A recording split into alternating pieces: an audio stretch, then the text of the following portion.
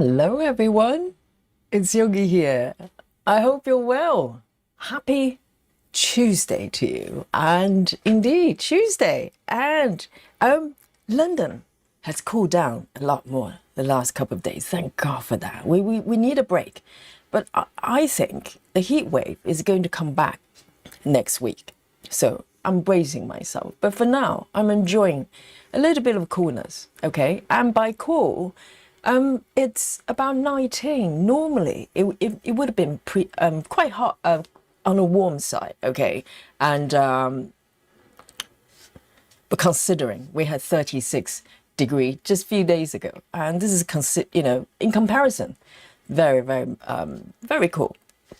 And today, I'm here to stitch this beautiful piece, okay? Vibrant fusion. And day to day, I stitch a lot of heaven and earth pieces, but this beautiful pattern is actually from stitch is so beautiful. Let me show you the markup here. Isn't that gorgeous? And I think it's perfect for the summer as well. I think we're firmly in the summer, aren't we? So beautiful flowers, beautiful sunny day, and yes, this is by an artist called, I should know, Adrian G. Eyre, okay? Look her up. It's a him. I think it's a gentleman. Look him up. And he's got quite a few patterns on heaven and earth. Not heaven and earth. Stitch is so beautiful, okay? So Stitch is beautiful. If you're not familiar with them, it's similar to heaven and earth. They do patterns. And you can just buy patterns and kit the patterns up yourself. And this piece I started sometime this year, a few months ago. We did a marathon together, 10 hours, and I started this piece, and I really enjoy it. I also, started stitching a slightly different method that I picked up from a stitcher called Blue Suit Stitcher. Blue Suit Stitcher showroom. Okay, it's a mouthful, but she's got pretty unique kind of style of stitching, and with parking as well. And I'll show you a little bit more how I got here later on. And I want to show you my progress on this piece. Okay, let's have a look. There you go. This is my completed area. Okay. What do you mean where? There. That's the completed area. Have a look. And what do you mean you can't find it? And let me draw your attention to the bottom left corner, okay? I mean, first of all, this is not a small pattern. We're talking about 600 by 600, okay? And so yes, I did do my complete area is over here, okay? Have a look. Stitchers, put the glasses on. It's right here, okay? So this is the bottom left corner start here, and yes, a little bit at a time. This is the result of the few sessions, including the initial marathon. Okay, you know it by now. I'm not fast, all right, but I really enjoy this piece so far, and I think slowly but steadily I'm moving into flowers, because bottom left corner is surprisingly kind of dark, and I'm moving upwards, okay, and I'm hoping I'm going to encounter some brighter colors today. So this is what I'm going to be stitching today. I want to say hello to all of you, okay? And I have a sad news. I have a sad news to announce. I'm going to show you something, okay? But I want to say hello to the first stitchers, to say hello in the chat, okay? And we celebrate you. Our Rajal here says hello, everyone. Happy Stitching Tuesday. And Clara as well. Well done, Clara. Top 3 today, okay? Says hi all. And who else have we got? We've got Mischief, and says, good afternoon, Yogi and everyone. I'm going to miss watching this. Hang on, miss. Miss Mischief came in to tell us she can't be here. That's not very helpful. I'm kidding. I'm kidding. Thank you for saying hello, dropping by. But Miss Mischief is doing something really exciting. She says, I'm going to my cross stitch group at the library for a couple of hours. Might catch you later. How amazing. Yes, she did mention she's got a library, a local stitching group there. And that's really, really nice. And meeting people, real time, real life. How refreshing.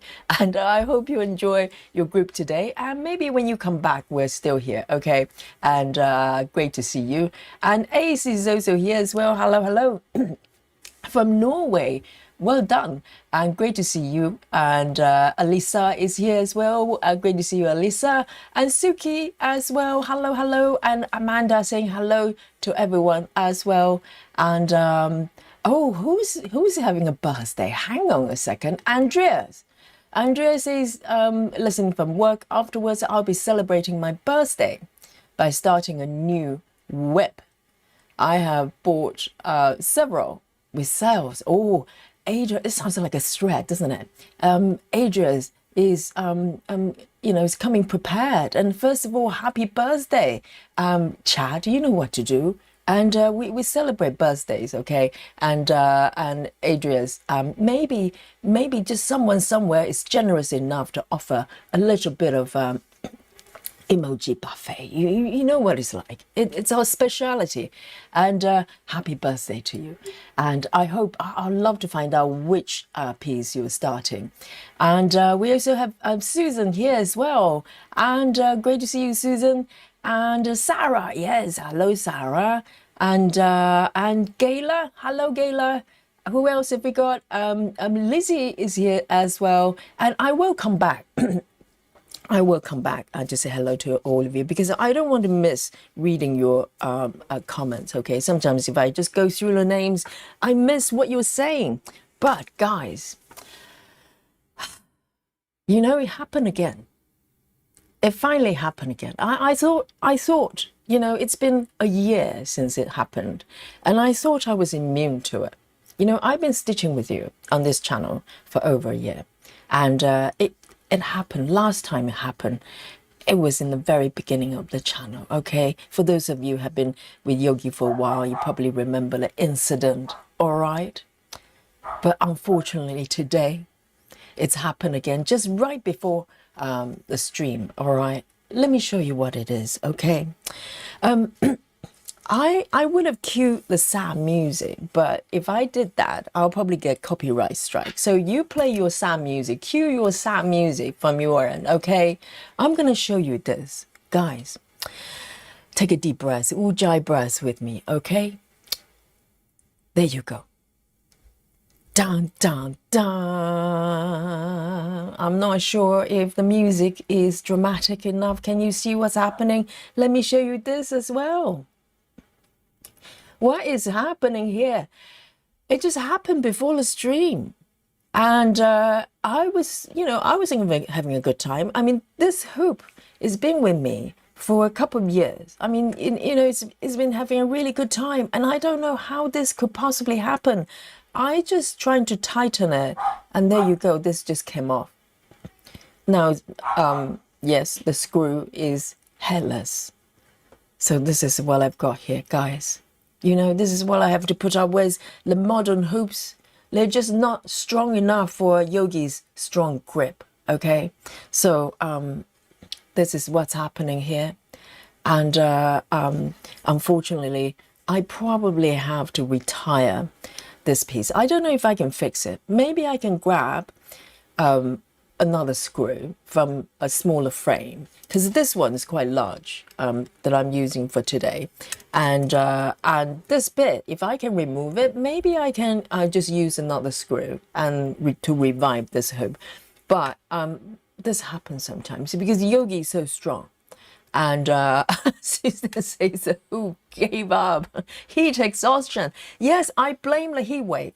I blame the heat wave because Susan, I don't know whether, I'm sure Susan was here the last time it happened. It was a smaller hoop, probably probably about a year ago.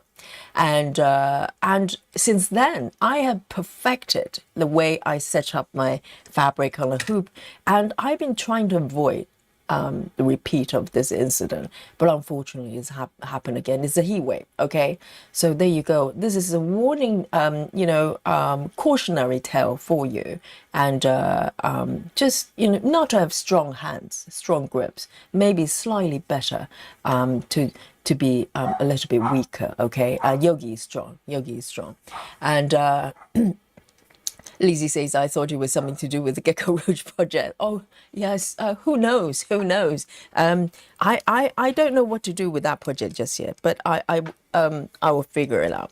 So this is what happened just before the stream. I just want to share the sad news with you, because this hoop has been doing really well, and it's been having a great time with Yogi. And now it may go into, I don't know, somewhere. If I can't find another screw, then maybe it's time to retire it, okay? And I'll probably need to get a new one somewhere. But this is what happens. This is what happens when you're stitching vigorously. Hang on, let me just turn this to a different mode.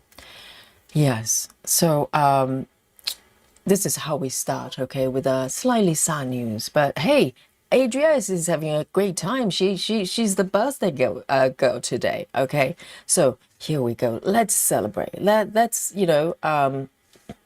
start this stream on a more upbeat note. And so this piece I'm stitching on 25 count. And 1/1 with DMC, so quite a typical sort of standard setup here. But as you can see, I'm flowing upwards, okay? Most of my parking pieces, they're actually on the upper left or upper right. I do have Gecko Rouge flowing from the bottom, but you see what happened to the project, so no comment, okay? But bottom left so far is working relatively well, and it doesn't feel weird floating from the bottom left. I was quite surprised by that, and flowing upwards seems to be fine parking for me. So I want to zoom in a little bit and bring on my work mode here. So today my plan will be continuing with the blue suit method. So to be honest, it's a parking method. It's a roughly diagonal or bottom up parking method. You can go from any direction. But the reason her stitching style is a little bit more unique is that she's very consistent about the way she select her colors in terms of the order of stitching, mini cross country essentially. And also she ends her tails, just leaving this little waist ending here, which I don't normally do, but I'm starting to enjoy it. And I'm learning, sort of learning gradually to work with these tails, because otherwise it can be a little bit annoying for some stitches, and I did find them annoying. But because I'm parking quite close to where I'm stitching, so I just cut it off as soon as I come across it, so that's not a problem. But there's one thing I will need to modify. You probably noticed with the other piece that I'm stitching with this method. I'm going to stop doing the parking with the first leg completed. So this is something that I cannot get used to. I tried, and it's confusing me a lot. So I'm going to stop doing that. Just park normally, and that's it. That's all I'm doing today. And hopefully, I think this area is going to be, getting brighter and brighter as I move upwards. And I'm really looking forward to that. Really looking forward to that. And guys, let me know what you're stitching today. Yes, Alison, well done. Has it been 8 months already? My goodness. Yes, I didn't realize membership has gone on for that long. 8 months for Alison supporting the channel. Round of applause. Thank you, Alison, and all of you supporting the channel with membership, and also coming to stitch with Yogi every day. Thank you so much. And thank you so much, Alison. And It's wonderful to have you. And let me know what you're stitching, guys, okay? And I just want to wind back to the comments a little bit, because very often I miss your comments as you come in, because I just go through the names. And, you know, I don't want to miss anything. So I'm going to just start picking the color here. So with this piece, as you probably noticed, I do the 5x5 gridding as well. It helps a lot. It helps a lot. And so I'm going to turn on my 5x5 gridding as well and start stitching. I might change the color actually. The part thread, the colors are similar to the gridding. Okay, here I am.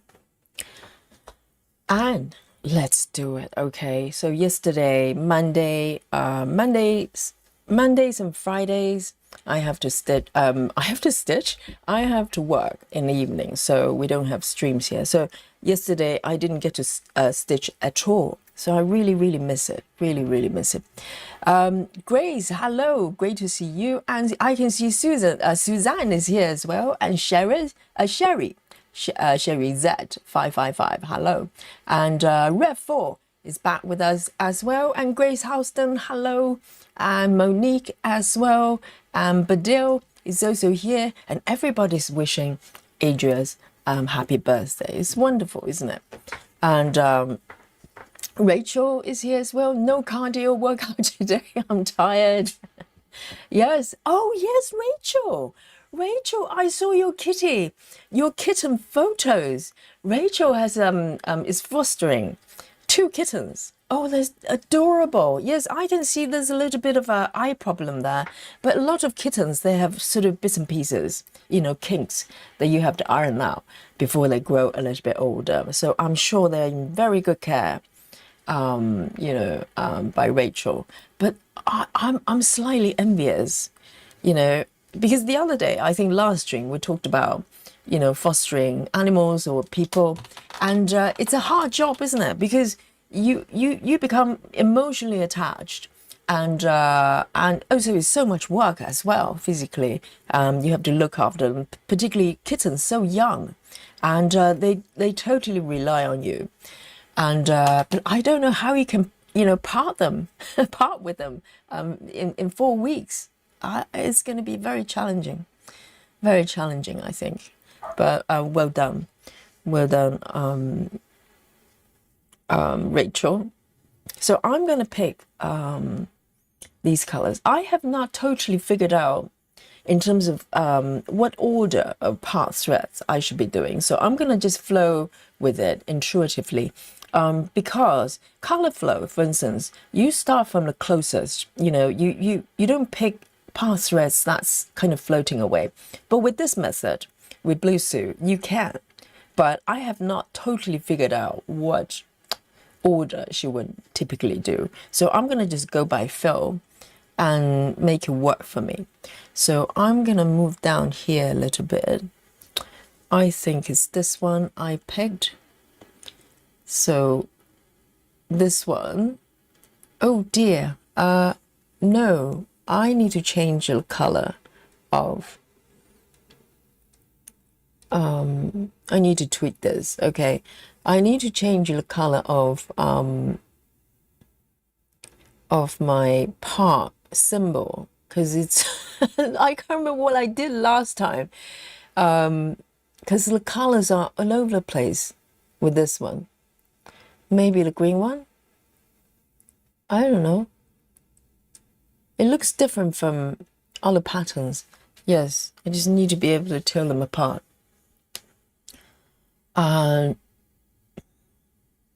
Yes, I bet your entire focus is on those little babies. They're so adorable, so adorable. And Cindy is here as well. Great to see you, Cindy. And Lefty Gemini has joined us. Great to see you. So let me start from here. Maybe I can zoom in a little bit because these are, you know, 25 counts. Let me see if I can move up a little bit. So this is 535 I'm stitching. And what I love about Blue Sue's way of stitching is she's so not bothered by, well, on the surface, a lot of us probably interpret as a bit of chaos. She kind of just stitch one by one. She would, if she comes across, run into other part threads or end bits, she just, move them away like it's nothing. And that's why I was very drawn to it. I was just mesmerized by the way she deals with, tons of part threads. Because normally we try to find a way to stitch in order so we don't have to run into, other threads that we don't need right now. But she's just so not bothered. She just keeps stitching, and I love that. I love that spirit.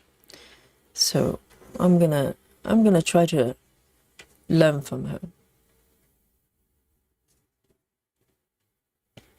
So I've got these 4 done, and I don't know, I'm allowed to stitch away from the edges, but I probably I'm gonna do this one and then park. 1, 2. There you go.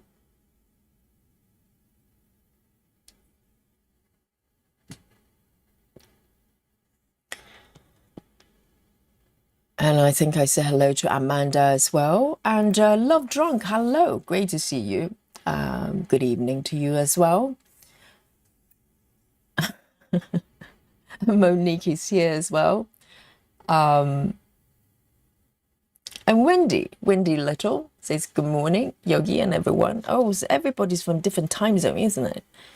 In London, this is evening, way into the evening. All right, so that's that one done. I'm gonna quite a few part threads here, so I'm gonna stay here for a little bit. And Susan says, didn't you purchase more screws? The screws I purchased, they were from the other brand. Which brand is it? You know the one, my favorite. What is it called? Oh, the name just escaped me. My brain is fried.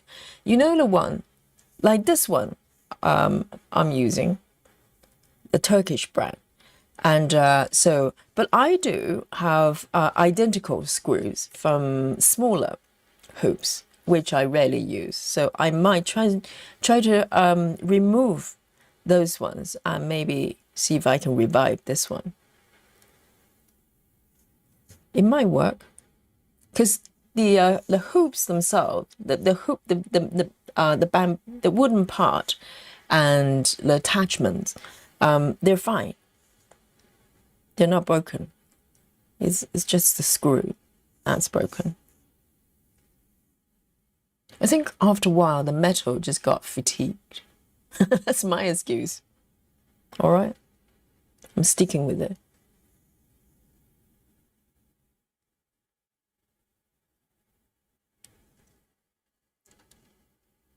Amanda says, Yogi, I'm officially a slow stitcher than you now. I managed to park a whole 10 by 10 block, but it took 4 hours. Oh, yes, that sounds like it's a little bit slower than me. Amanda, I shouldn't sound so excited,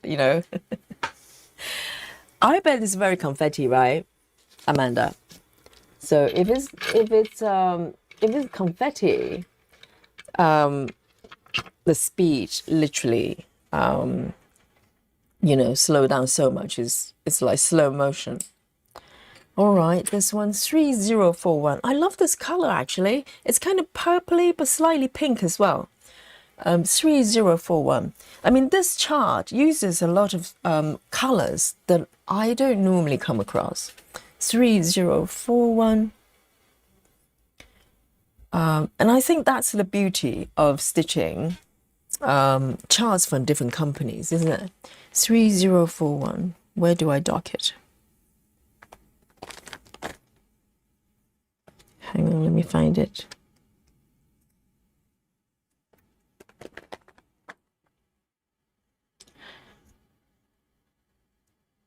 And Marlene is waving to the chat. Great to see you. Susan says, I'm preparing for my July new start. Blanket stitching the edge. Oh, to instead of sewing the edges. I wish I had the patience. But it probably depends on how large the fabric is. Because blanket stitch, I do enjoy it, but I normally only do a very small amount, you know, for some stuff I do. Particularly with, when I used to do a lot of felting projects, you know, using felt pieces to make stuff.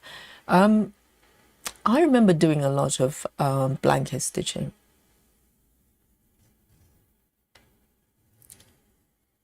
I think for Susan, it has been new start each month. It's very impressive. Wendy says, I'm stitching Moon Deer from Owl Forest. Is that the free pattern? I can't remember. The name sounds very familiar. Ellen, hello. Hello, say, welcome. Great to see you. How are you doing, darling?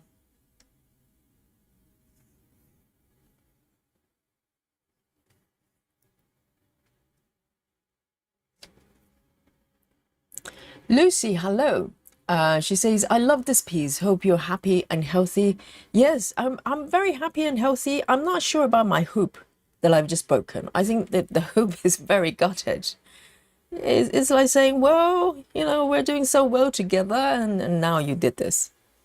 But I'll try to revive it. I'll try to see if I can find another screw somewhere. Because I remember I bought this brand. I think this brand... I think it's maybe LBC. I'm not too sure.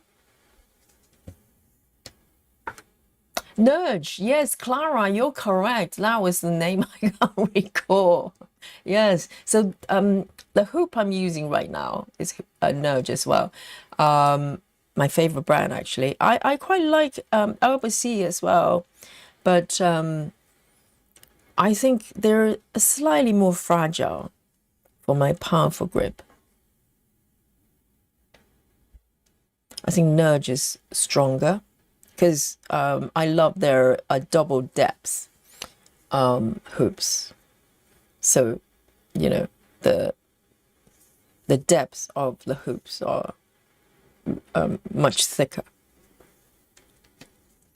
All right. Why does this stitch just looks weird? I think because I didn't come up on the upper left corner, and now I'm destroying the thread. Look at this. Oh, this is what not to do when you're stitching. Okay, this is just for educational purposes. Look, I broke the thread now. Now I have to cut it off. Seriously.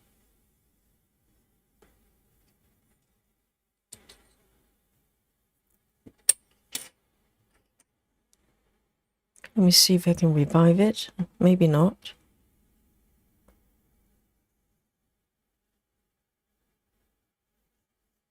Let me see if I can still come up from here.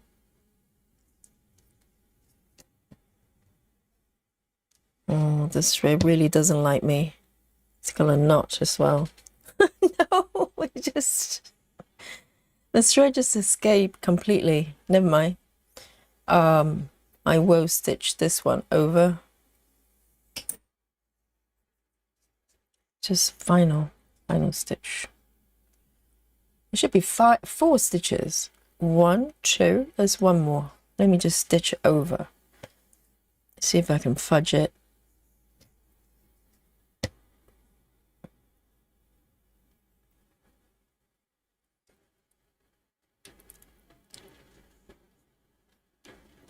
And Holly's here as well. Great to see you.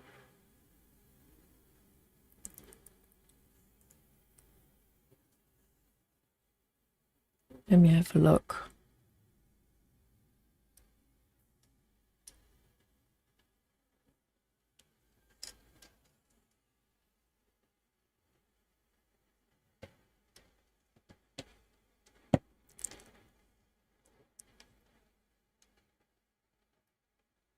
Let me just get this one fixed.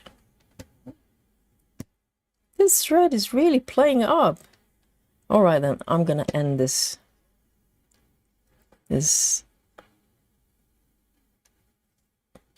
little thread here.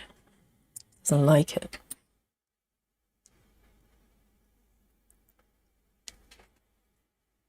All right then.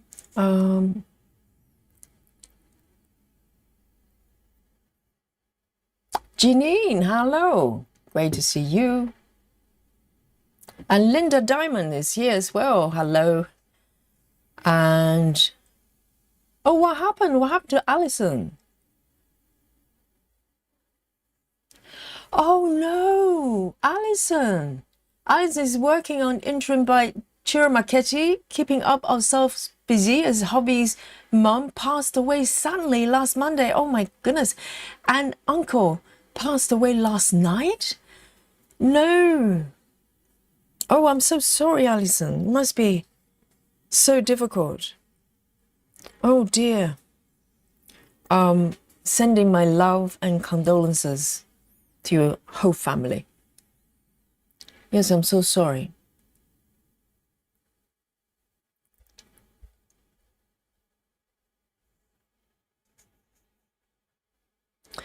And Andrea's the birthday girl says, I bought 4 charts for my birthday because they were on sale. Well, as a birthday girl, you don't have to buy anything on sale. You can just buy the whole lot. Yes, that's very disciplined. 4 charts. And are you going to start all of them and all at once? Why not, you know?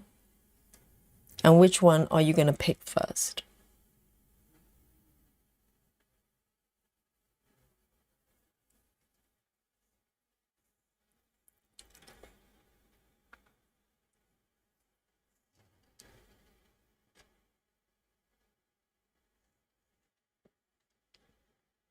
Sola says, I will be a foster parent for 4 fur babies, only to get more pets, probably against the rules, couldn't let go of them. I don't know, it's not always a bad thing, because sometimes, you know, you get to foster, you know, cats or dogs, and to find out if it's a good fit, because matching the right family is important, isn't it? So, you know, I don't know whether they have rules against that. I don't know, because ultimately they want the animals to be adopted, so they shouldn't object to fostering family parents, you know, to adopt them. Why would they do that? They should be very happy.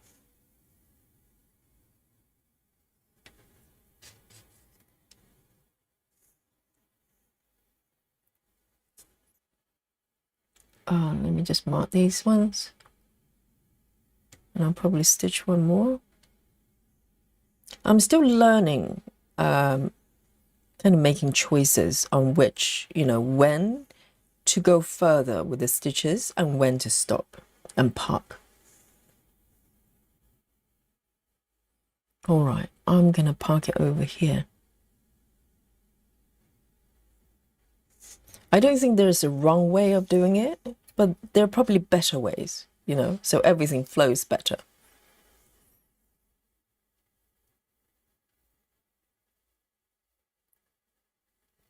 Ellen says, I'm going to start a new one today. Rainbow Crystal Rose from the Cross Stitch Studio. Lovely. And Ellen, I saw your chart. Ellen's got a beautiful chart as well. Do you have more? Or that's the only one? Everybody's doing charting. I'm going to be doing it soon.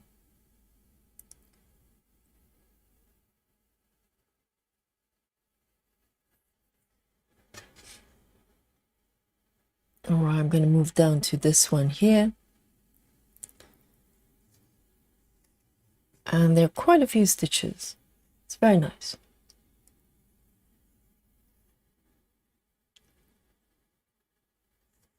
Solo's been working out. Oh, what have you been doing? What type of exercise you've been doing? Cynthia, hello, Cynthia. How nice to see you. Are you as good as new, Cynthia? I think Lynn in particular, she's been worrying about you. So Cynthia injured her leg. She had a fall over the winter, and she's been on the mend. So how nice. Are you able to stitch today?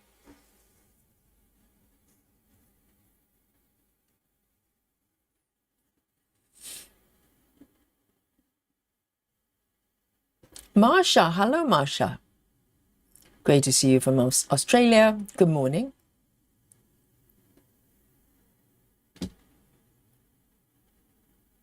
So I'm slightly behind with the chat, but I will catch up. I will catch up.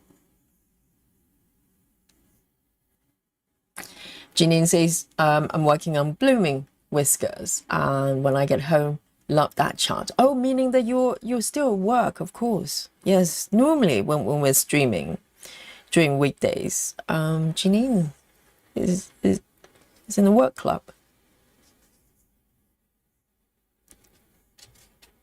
I really love this method, actually, the more I do it. And now I kind of modify it a little bit to suit me, because before, prior to that, I want to kind of just try out the way, the sort of vanilla, original method. But I was struggling with the parking, the one leg parking. But now I've decided not to do it. Things are a lot easier, I think.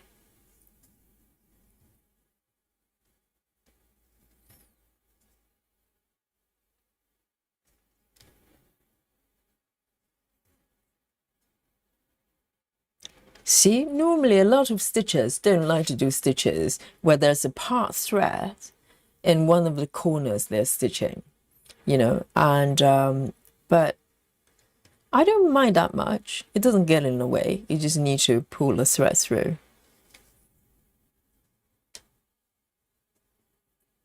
Whoops, lost my thread there.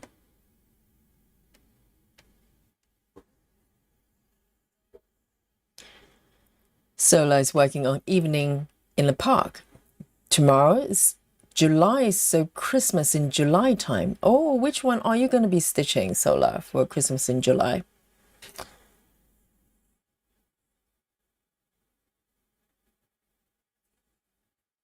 So the title of the piece is called Evening in July. Is it?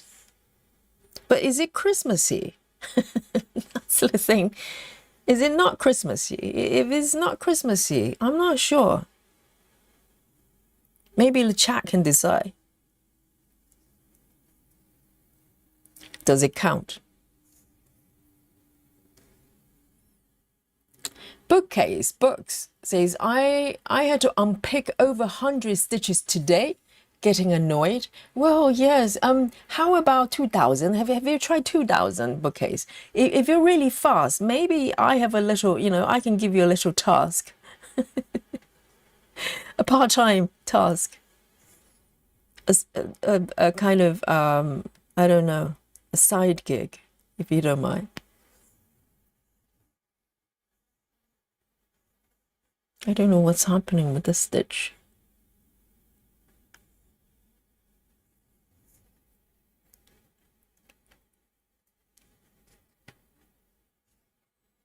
All right, let me have a look. Let me mark these ones.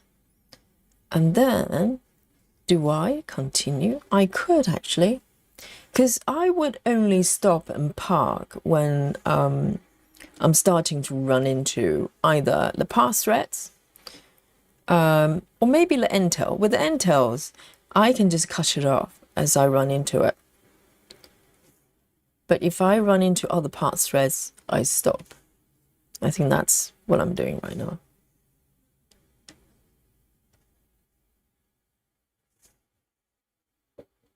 Oh, have I started? Hang on a second. I have not started a counter, have I? But it's okay. It's okay, because we have the calendar. We have the calendar. It's okay.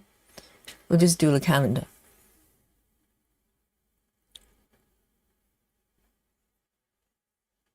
Grace Austin says, has anyone tried the Nudge Q snaps? yet. Do they do Q snaps? I didn't know that. I didn't realize they did Q snaps.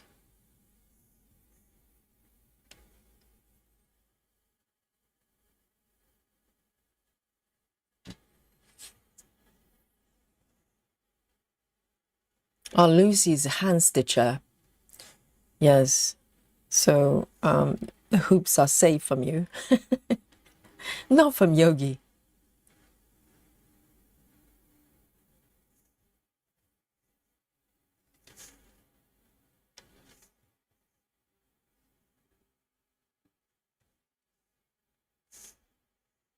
Sola says, Yogi, I'm considering getting a wooden nudge hoop. There's some of that says thick wooden hoop by Nudge. Are they deep ring or just thick rings?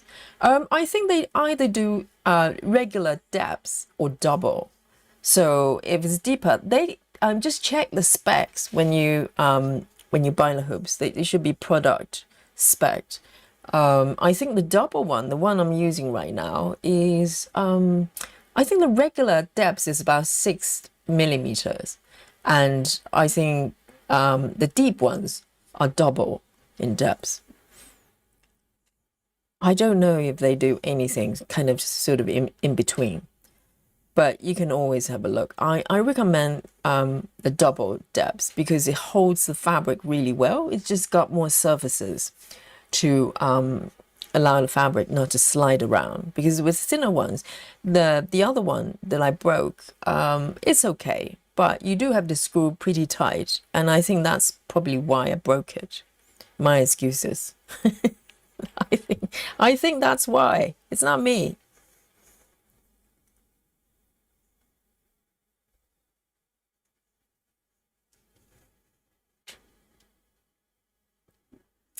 Suzanne says, I'll be working on Welcome to the Circus Sal, but I think I'll grab some coffee. Yes, grab a coffee.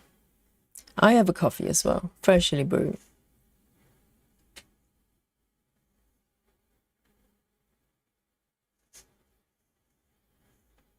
And Ash Sprout says, hello, this is my second stream. Good job on cross-stitching. Yes, welcome. Welcome back. Are you stitching today?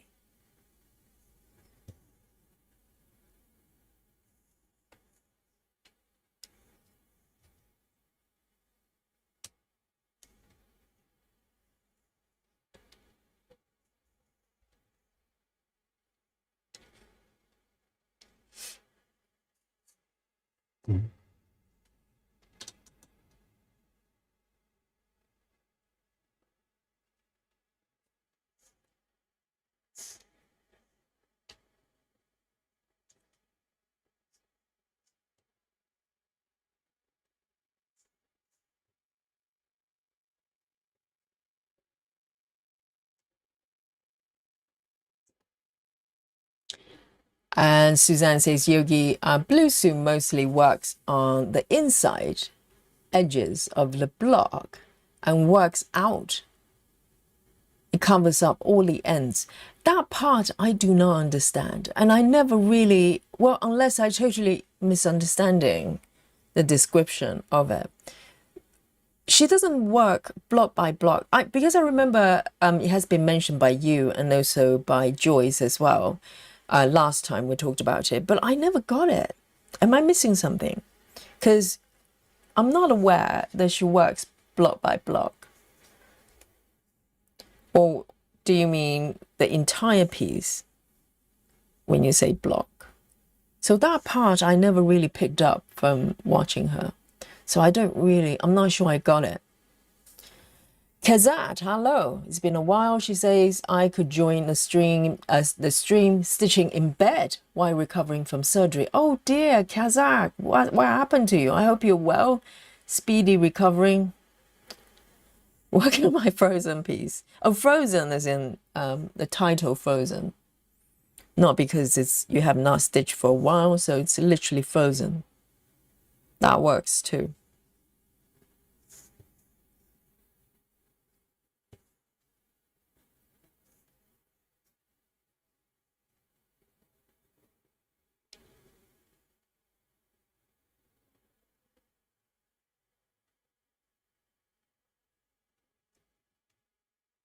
Ellen says, I was chatting with my son about positivity and the power of words. Yes, I've had more charts than I made. I didn't count them. I'm guessing around 20. 20? But how do you create them? Do you use AI or anything like that? Because 20 is a large number. I've been working on my piece for over months now. I'm still a little bit to go. It just takes time.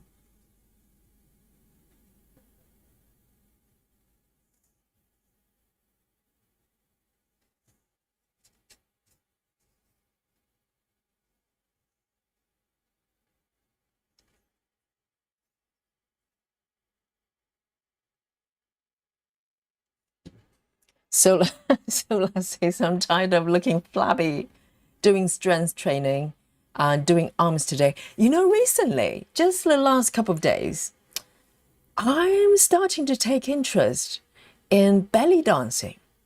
And I've been looking up on YouTube. Maybe guys, you can join me. We can start, a little bit of belly dancing.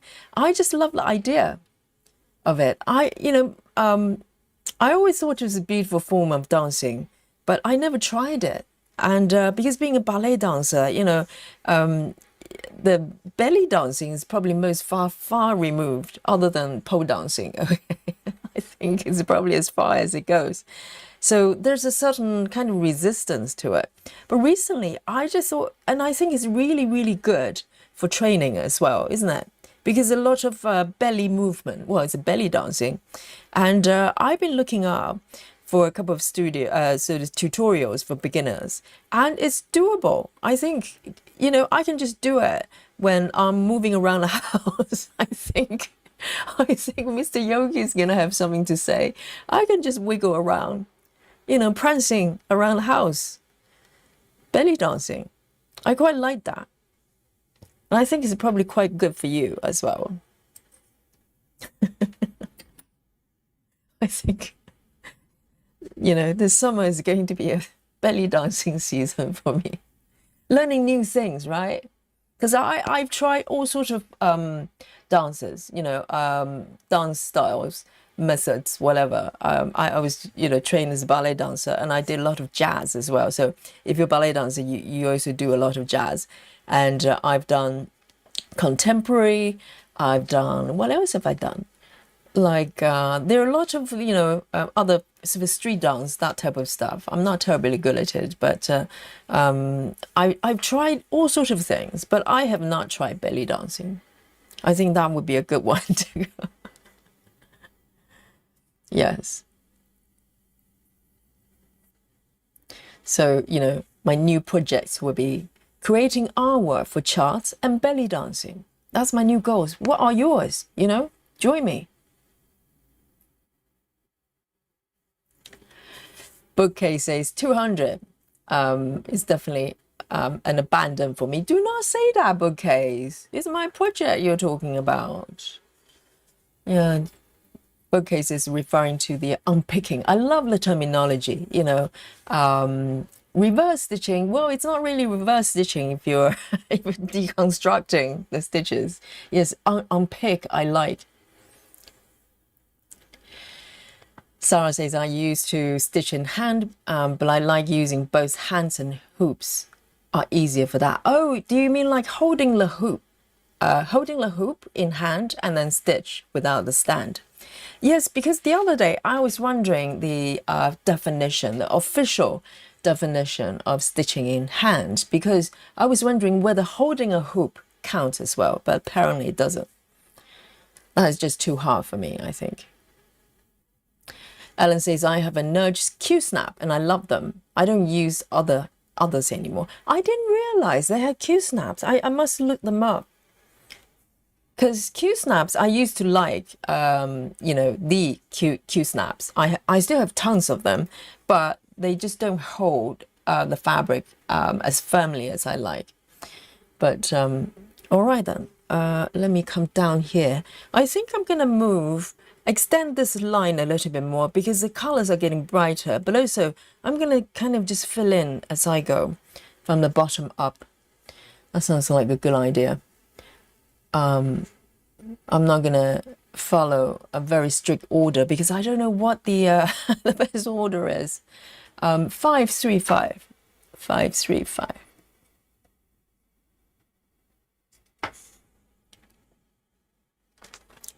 Joyce, hello. Great to see you, Joyce.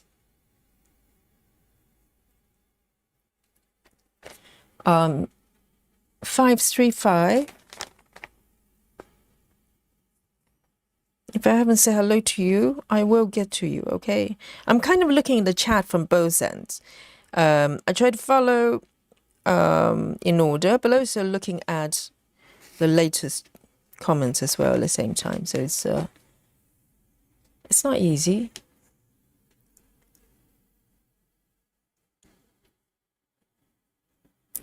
Rachel says the playpen for the kittens is nice, but small, and they have more room in the hall bath at the moment, so I'm going to leave them there. But Rachel, you've got your own cats as well, don't you? So, so are you keeping them separate? That's probably a good idea in the beginning, because the existing cats can get quite hostile sometimes. But hopefully they're okay. Oh, if I had those kittens, I'll probably just stay home all day. I don't want to go anywhere. Just lie next to them. Just look at them. It's so adorable.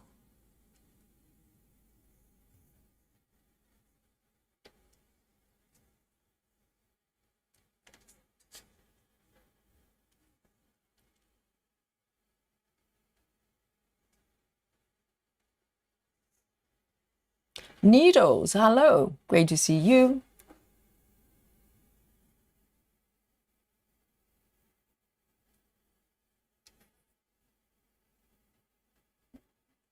Cynthia says, yes, finally my first stamp stitch today. I'm surprised that I have loved it. It's a Dimensions Christmas skating scene. Oh, a stamp kit from Dimensions. And Cynthia says, still need to do the back stitching. I stitch Christmas all year long. Oh, how lovely. Yes, why not, you know? And so happy to hear that.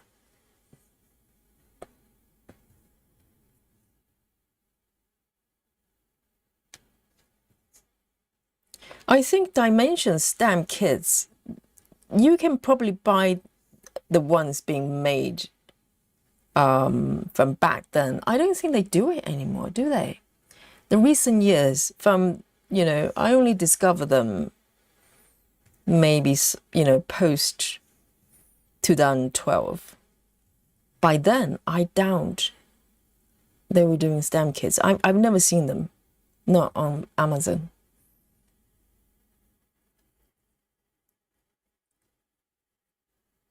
Sola says there are no specs on Nudge site and 123 stitch. I'm sure they do. They do. Yes. The thick one is probably the double depths. I'm sure they have depths specs there, Sola. If you look at the product details there, they do tell you.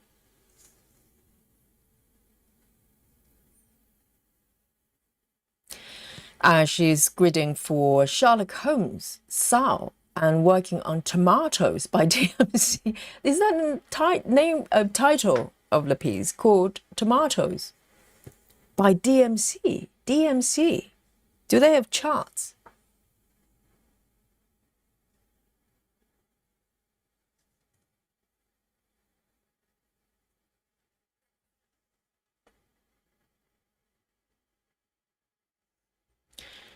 Suzanne says, referring to Blue Sue, she stitches block by block. How come I never got that? I have watched a fair bit of her stitching. I never got the impression that she was stitching block by block. Maybe I'm hallucinating. I will definitely go back and review her videos. I just haven't got time to watch anything at the moment. But I would be very surprised because I never got the impression she was working block by block, actually. I will. But she definitely doesn't do block by block completion, does she? Because if you look at the formation of her stitches, that doesn't look like block by block stitching.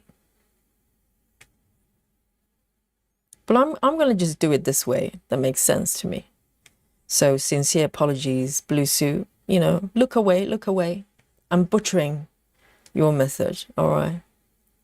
I'm just trying to make it work for me.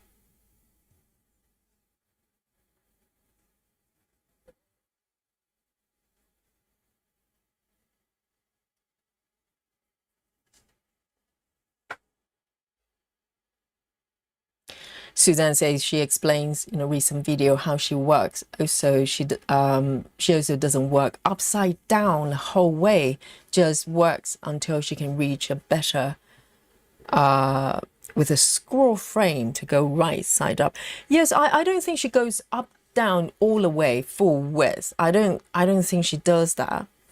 I don't know the size of her the sort of charts that she's working on. I don't know whether they're a little bit smaller, perhaps.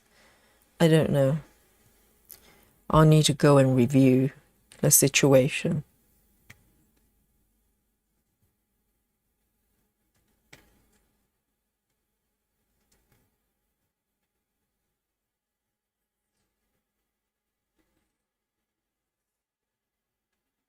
Rachel says, I was checking on the kittens. They're chasing each other around in the toilet, in the bathroom. They're very playful in the moment and they're feeling better. Yes, if they're playing, that's definitely a good sign. But, you know, kittens are really, really strong, to be honest. They, you know, I don't know how many kittens came from their litter. A lot of times, those ones who actually got to be found and rescued, they are the strongest in the litter, because you know some of them probably, maybe they don't manage to survive the process, so they're naturally probably a lot stronger than other cats.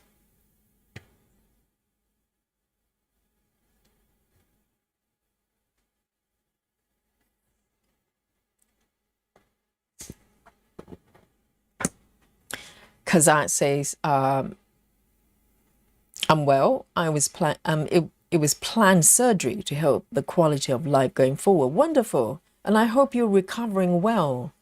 And I think stitching is quite a wonderful thing to do when you're recovering. It's quite healing, isn't it? I think people's immune system just go up and heal quicker when you're doing something you love. Oh, I think I missed a stitch here. I caught it.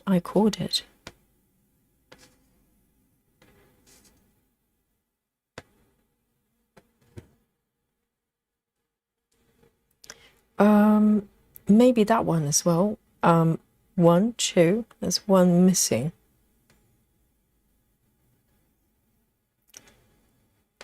I just discovered there are 2 stitches I have to undo. Unpicking. Yes, that's the official term. Okay.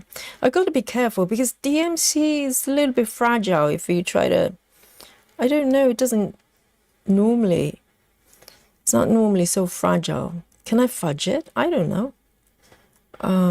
Doesn't seem to like it when I try to pick it. Why does it? Let me have a look. Maybe I picked the wrong one.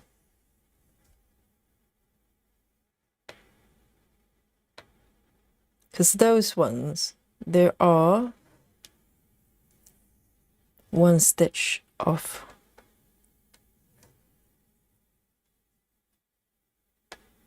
Because unpicking, you have to do it quite carefully as well. Otherwise, you just destroy the thread like I'm doing right now. Oh dear, it doesn't like it. All right. Ginny says belly dancing. Oh, now I know how behind I am with the chat. We're talking about belly dancing. I will catch up. Ginny says belly dancing. People identify definitely would not want to see my belly jiggling everywhere. But it looks like a really nice exercise as well, isn't it?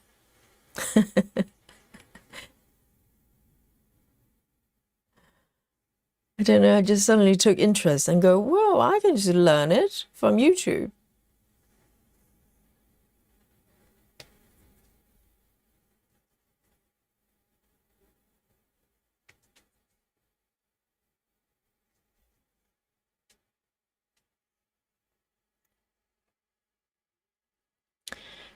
And Ellen says, I use Chat GPT to create them, referring to the artwork. Wow, really?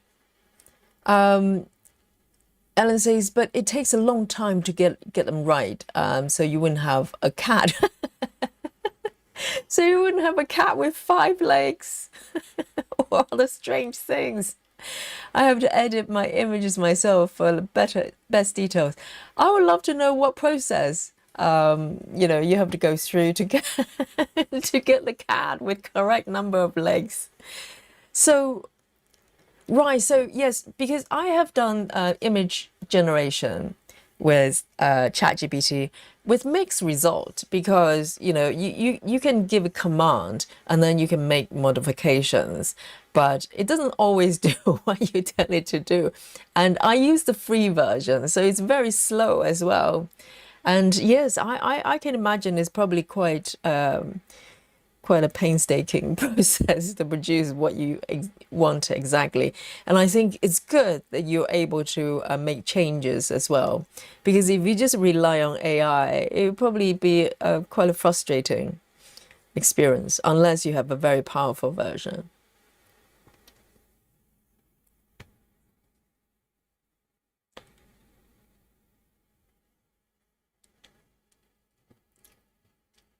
Kazan says, I had someone try to teach me belly dancing before. I was surprised on how much is actually footwork. Yes, I only watched one proper tutorial so far, maybe this morning when I was lying in bed.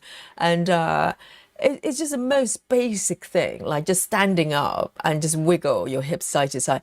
Just that alone, it's all because I thought you wiggle your hips, your heels, one of the heels either side will come up. I thought that, naturally that's how I would do it if I, never learned how to do it. But it turned out your feet are on the mat, on the floor. You bend your knees, one knee at a time forward, and then you wiggle your hips the other side. I was so intrigued by that, because if you want me to do it intuitively, if you go Yogi, just do belly dancing simulation, impression. I'll definitely raise my heels, because that's how you tilt your hip to one side. That's how I would do it. But it turned out your feet are firmly on the floor. You bend the knees, one side at a time. It was so interesting. And I think there's a lot to learn with that. And it's quite hard as well, controlling your abdomen, sort of belly version area is actually very hard.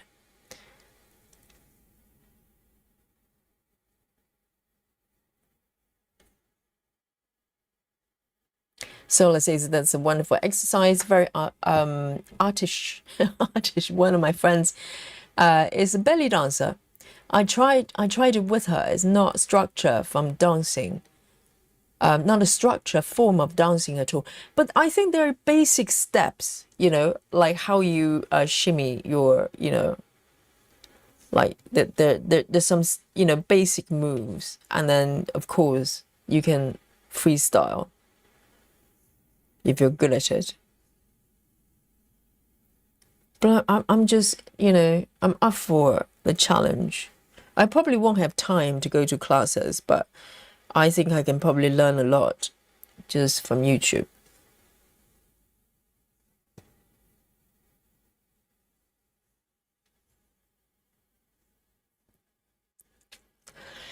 And Ellen says, I use WinStitch to chart. I still check the markup. If I need to do more editing on it manually, I try to take the ninja stitches out if they don't have use, and if the colors more for 5 stitches. Yes, I think that's a very good idea, isn't it?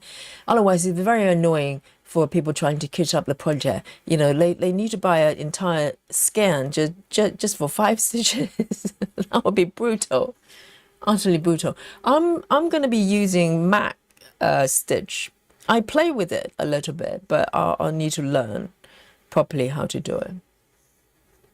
Hopefully it's not a steep learning curves, but currently I'm just focusing on completing the hour first and then worry about that later.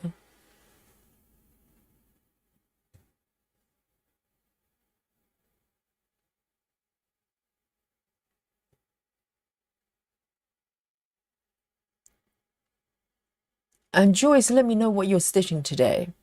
Ellen says, in the chart, I also will look where they are and change them with color around it. Yes, I think that's really good, because otherwise it's going to look like, you know, it's slightly kind of generated kind of look.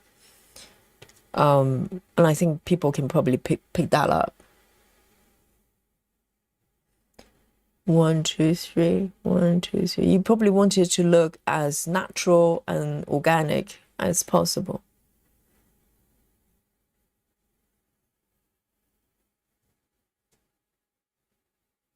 I'm going to park it here.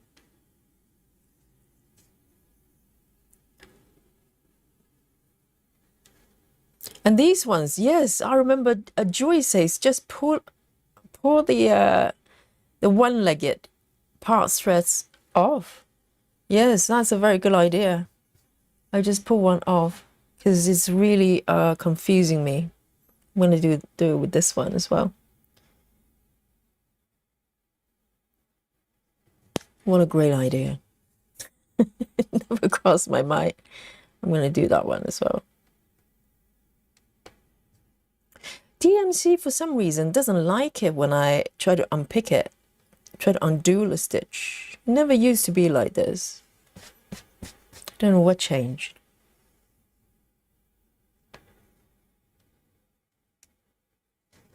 Here we go. Ellen says, I'm charting now for a couple of weeks. Do you find the learning curve for the charting software? Because the WinStitch is probably just the Windows version of the Mac Stitch. It should be very similar to mine. Do you find the learning curve relatively okay?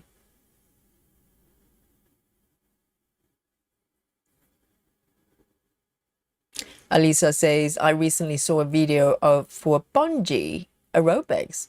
Oh, you mean like bungee jumping? What? And you do exercise aerobics at the same time when you're bungee jumping? Alisa, we need you here, you know? We don't want injuries and stuff. That sounds very dangerous.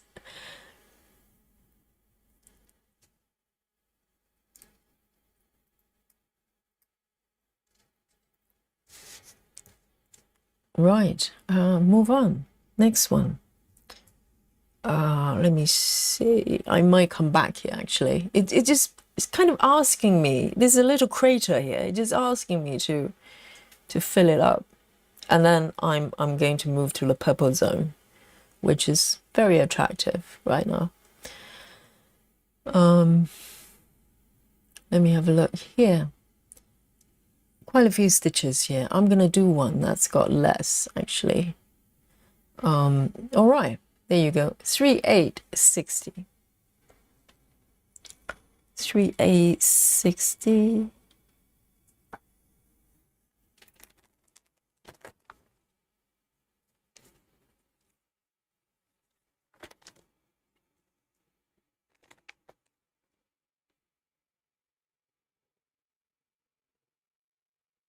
Oh, I'm actually quite surprised that this chart there's so many browns.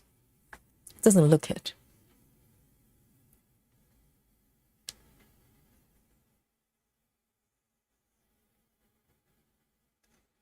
Also, Rachel's got 5 cats of her own and fostering 2 more. Travis, hello.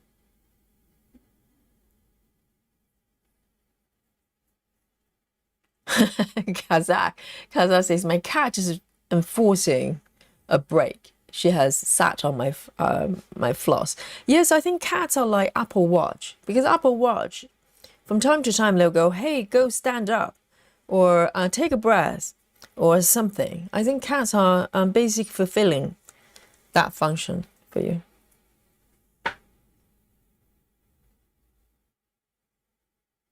I am going to fudge this one.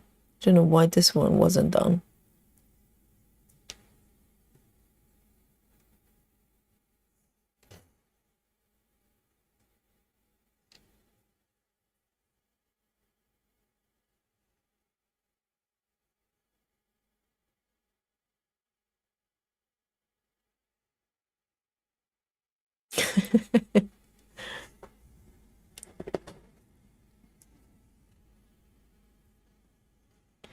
Alison says she stitches wrists.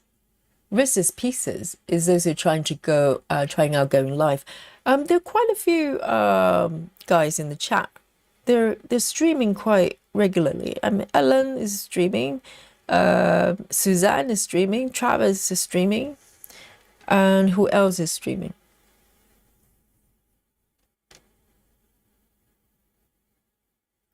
One, two, one, two.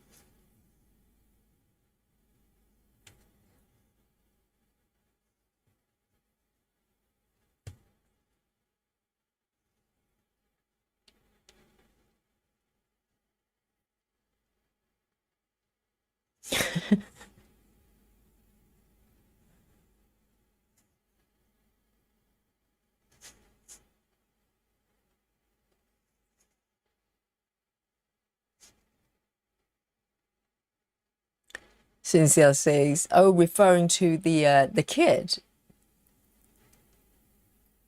So they're not. Oh, so it's not dimensions. It's a knockoff, really. Oh, so it's dimensions pattern, probably a stamp kit, right?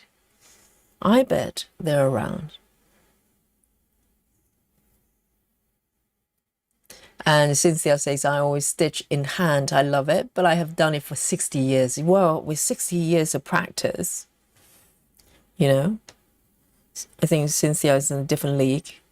No chance for me. I tried stitching in hands, no hoops. Oh, my hands were so sore. If you think I'm slow stitching like this, just wait till I stitch in hand.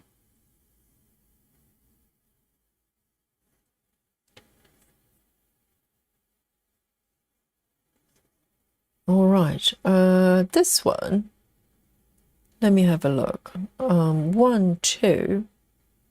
Oh dear, I think I just stitched a stitch that I shouldn't have. Never mind. 1, 2 here. And there's another one. 1, 2, 3.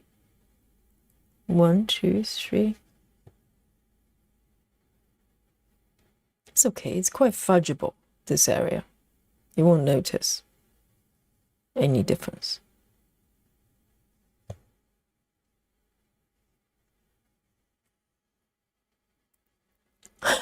Lucy says my cat sits on my project. Yeah, that's what they do, isn't it? They like to sit on anywhere that you're looking at. If you're looking at your project, they just come, just in front of you, just take a nap.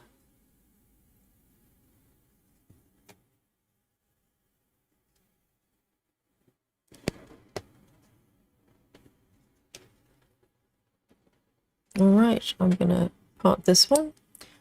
3A60. 3A60.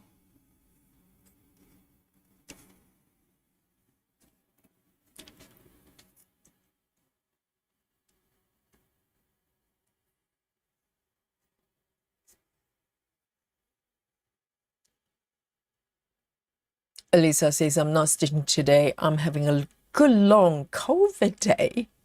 What does that mean? Are you having COVID?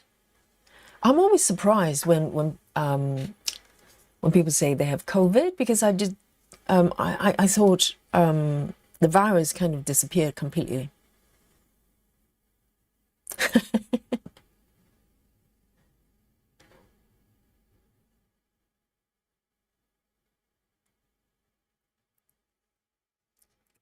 Okay, and now I can stitch this one. Oh, in fact, I'm gonna take care of this one first. Only 3 stitches, 29. It's probably better to stitch the color that's got less stitches, so I don't have to carry my threads too far away. All right, 3 stitches.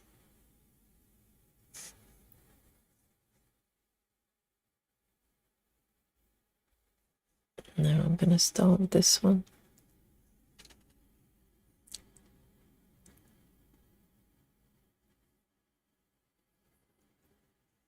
Jojo, hello. Jojo says, hi Yogi, hello chat. A little late today, just came back from needle workshop. Needle workshop as in craft shop. Did you buy anything nice?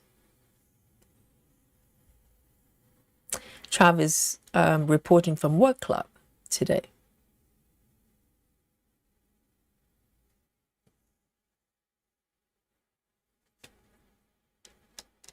One, two.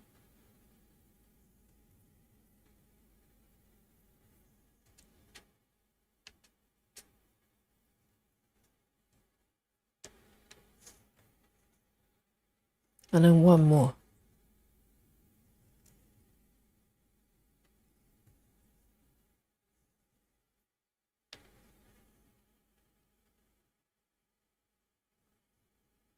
And that's it.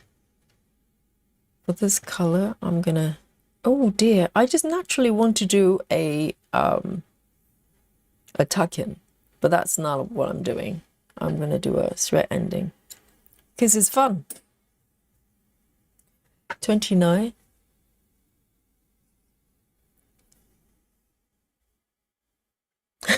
Lizzie says I'll be like belly jiggling. It'll be like jelly on a plate. But to be honest, if you watch a lot of belly dancing, you know, authentic belly dancing clips on YouTube, a lot of them, you know, they're just happy dancing. They're not, well, I don't know. A lot of them probably have a little bit belly fat, is perfectly fine. And I think belly dancing actually looks so much more enjoyable when you don't have 6 packs. You know, I've seen some instructors with 6 packs, and I think the form of the dance is just celebrating the body shape. So, you know, we're not looking to look like athletes. And I think a lot of belly dancers, they are very, very fleshy, you know, they're not skinny, which is nice. I think it helps with that, you know, with that art form. 898. So great news for all of us, you know. 898.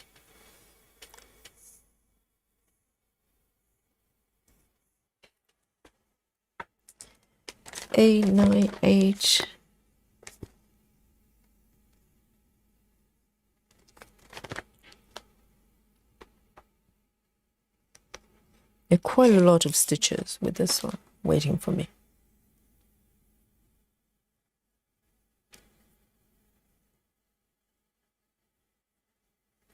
Ellen says there are belly dancing tutorials on YouTube, Yogi. I have watched some because I wanted to show the art of that dance to my children.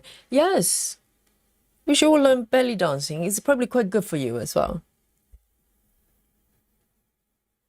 I think 2026 is going to be a belly dancing year for all the stitches.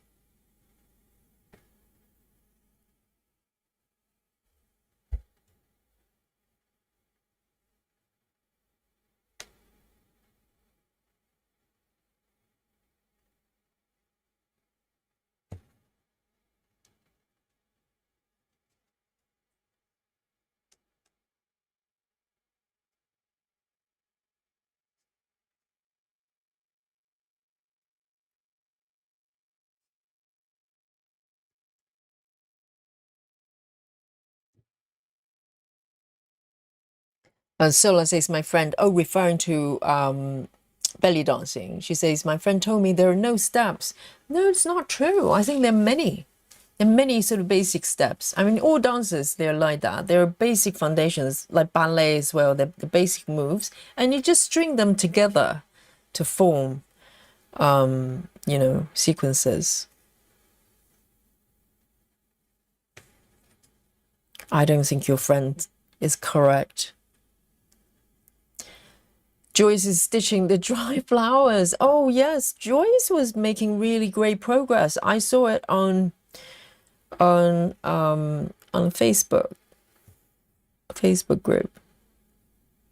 I love that piece. I stitched that piece not very long ago, a few days ago.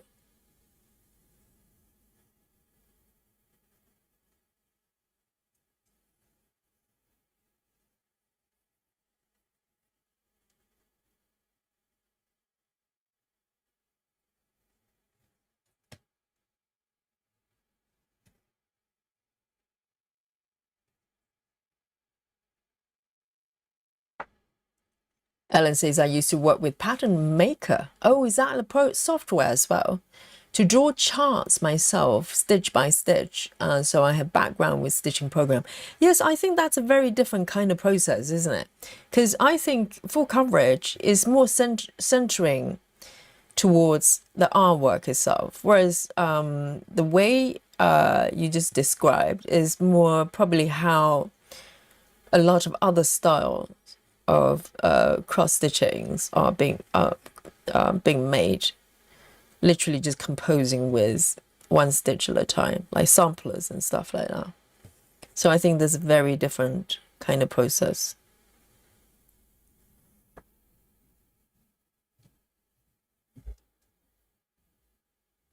I think for me, my interest is not charting.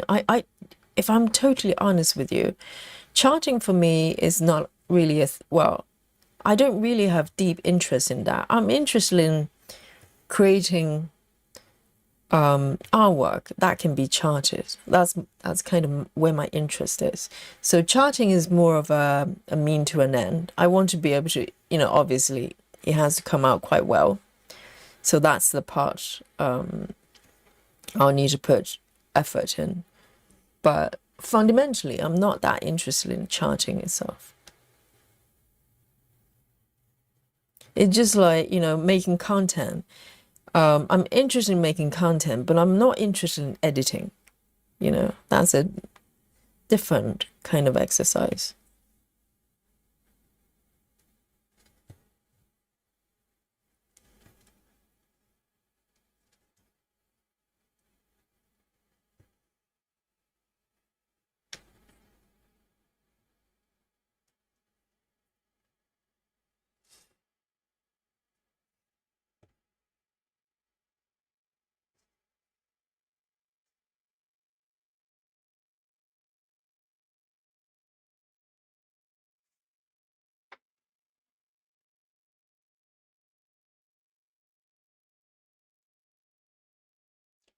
Grace Husband says my Samsung watch will sometimes say great job when when I just stand up.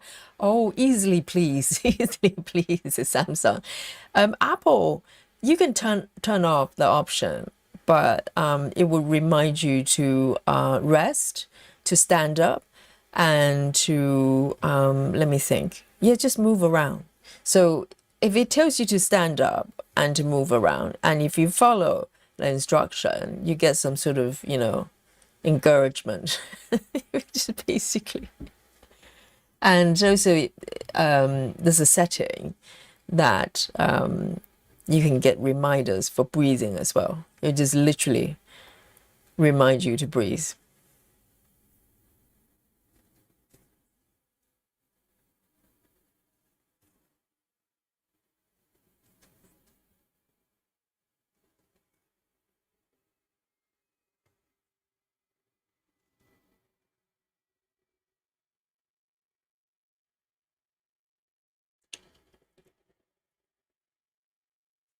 And Ellen says, people charting is difficult. I don't get faces.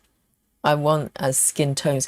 I think people is so tricky because it has to look like the person, because with other things you can probably tweak things here and there, you can get away with it. But if you want to chart something like, someone to look like, I don't know, just on top of my head, Boris Johnson, and if you chart it and it looks like a teddy bear, that's not going to cut it. Not that you want to stitch Boris Johnson ever, but if you want to stitch Boris Johnson, it has to look like Boris Johnson.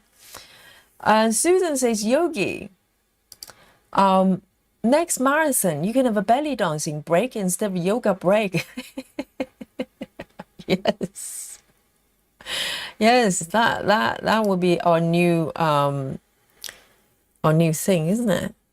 And but the problem is, Susan, you will have to do belly dancing with me then, right?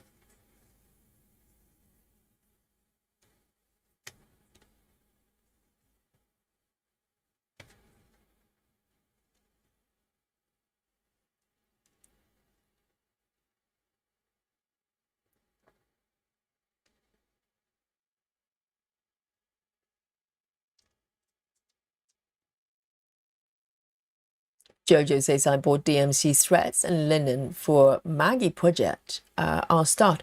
Oh, are you going to stitch Maggie on linen, or are you referring to Ada? What fabric count are you going to be doing? Because technically, if because I think the kit comes with 18 count fabric. If for any reason you don't want to stitch on that fabric count, you can just change it, can't you?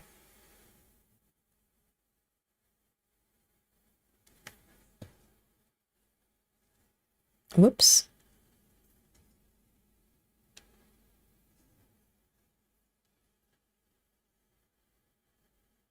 Lisa says, I got COVID a little over a year ago, which caused long COVID and autonomic dysfunction. What is that like? Technically, I don't have COVID anymore, but you can still feel like it. Oh, that really sucks. I have heard of long COVID, but I don't understand what it is. So it's like a side effect that just wouldn't go away afterwards. So does that mean you feel tired and whatever you're going through? Well, that really sucks. And is that unique to COVID, or maybe all the other flu symptoms? They all do that to some people.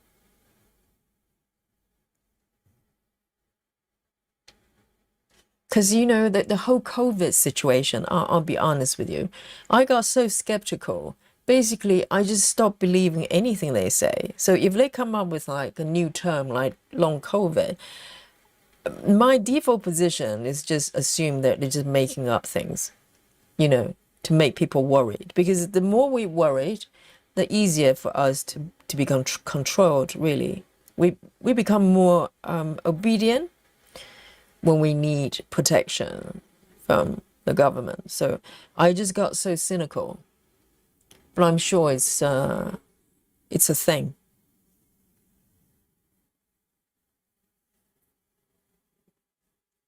See you later, Cynthia. Clara says, speaking of work club, has anyone seen Busy Mom Stitcher? She has not done live or video in 2 weeks. I was wondering that. I was thinking, I had a little look on her channel as well, because she normally does weekly whip parade, doesn't she? And I noticed the last whip parade was like 2 weeks ago, and I think she rarely missed the weekly release. So I hope, Busy Mom, if you're watching, we're worried about you. So come forward and say hello. If you're busy, that's fine, but just let us know that you're okay. I did wonder that, because I was wondering where is Busy Mom. I think I just checked her channel maybe just a day ago.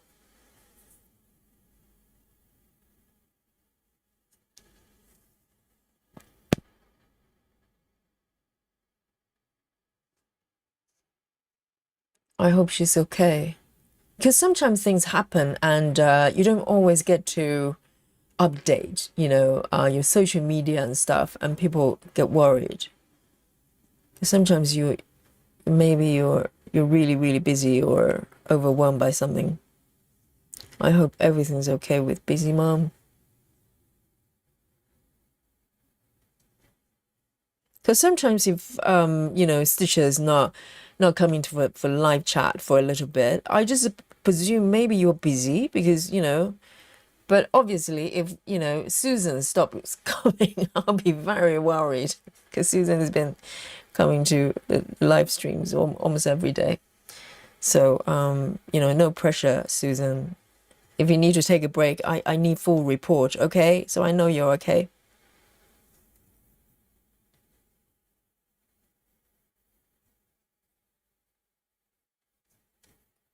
Well, this one has only got half a stitch. I missed that one.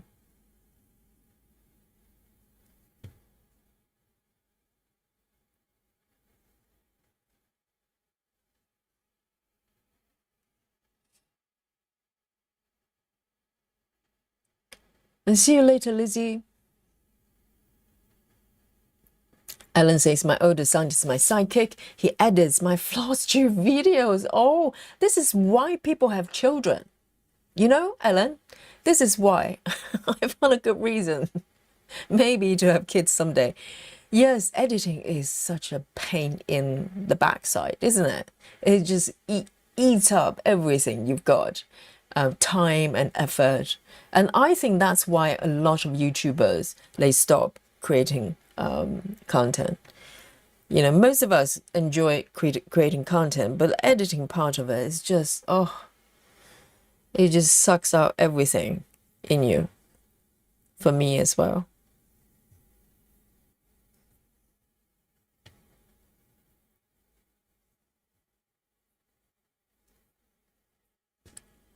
That's why I'm a streamer. Mandy Moran says, hello everyone.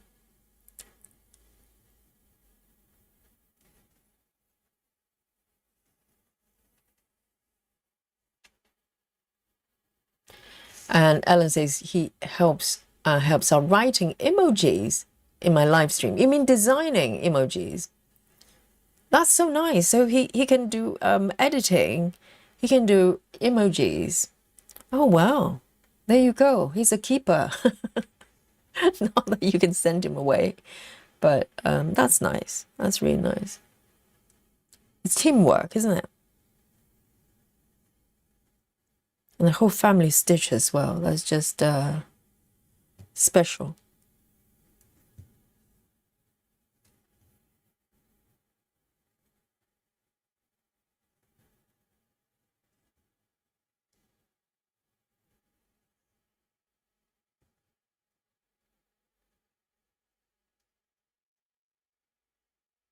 Where am I?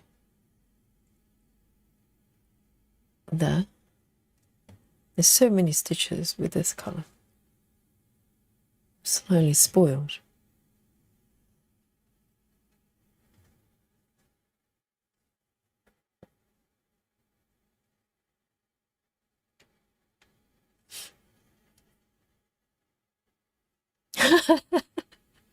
Travis says you can belly dance to Hips Don't Lie by Shakira. She is such a phenomenal belly dancer.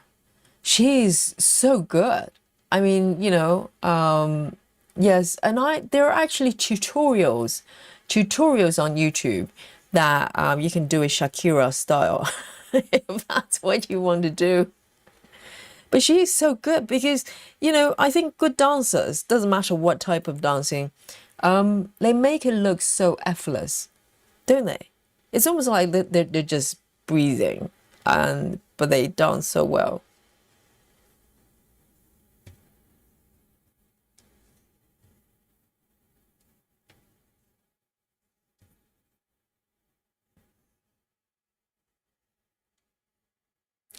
Joyce is going to bed. See you later, 99. That's a bit early. It's only 10 o'clock. It's 11 over there, Joyce. You used to be able to stay up till midnight.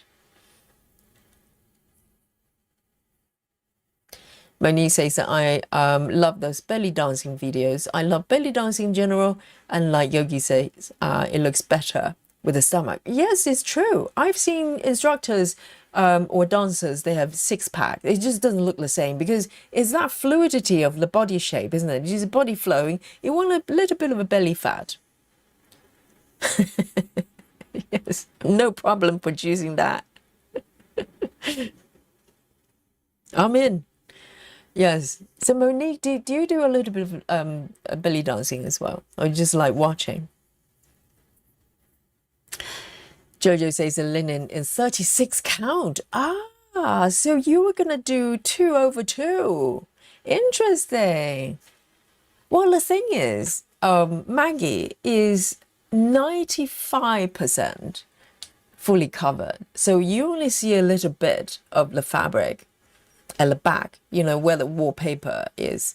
So you don't really get to see the linen. Is it just, you know, because you like doing 2/2? Because normally people do, you know, people double the stitch counts is because the fabric looks nice if it's showing through, like samplers and stuff. That's very interesting. Because 2/2 sometimes, you know, I think with Maggie is probably okay. 18 count is probably okay, but you could miscount, can't you? But I think Maggie's full coverage-ish, so maybe a little bit easier. Is the counting away doing 2/2? That's tricky for me because you can count one instead of two.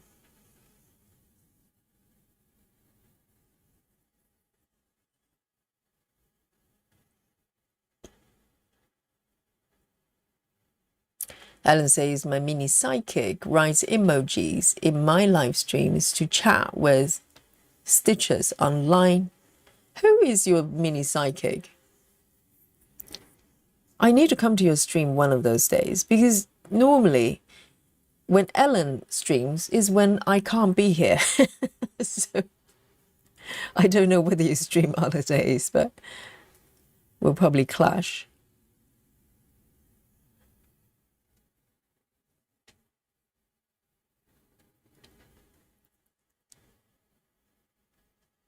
Oh, so hang on. So you have one son that does the editing, and the other son, which who is 8 years old, who's doing the emojis. Oh, it's a team of family. It's a family. What is it called? Thingy. I'm trying to find the terms. Family business. That's it.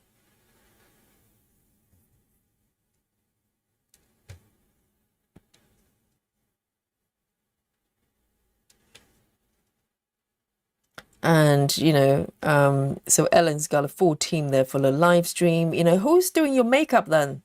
Who's doing the hair and makeup? And who's holding the microphone? You know, you got to do it properly.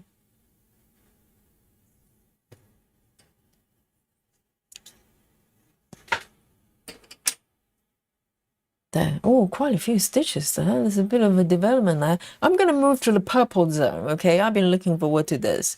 But I thought I'd just do a little bit of a groundwork there. Otherwise, I'm going to feel guilty. But this bit looks delicious. The color's getting brighter here. I'm going to start from this one. One stitch. A14. A14.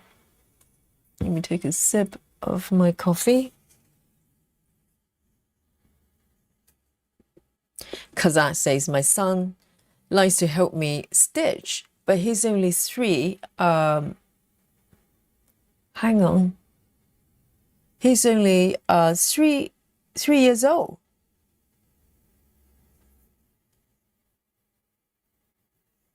So it'll be a while before I get editing anything. Well, start them young, you know. Just get them a copy of Premiere Pro. So get them started. So by age 5, he will be able to do the editing for you. I need to train Dolly to do that.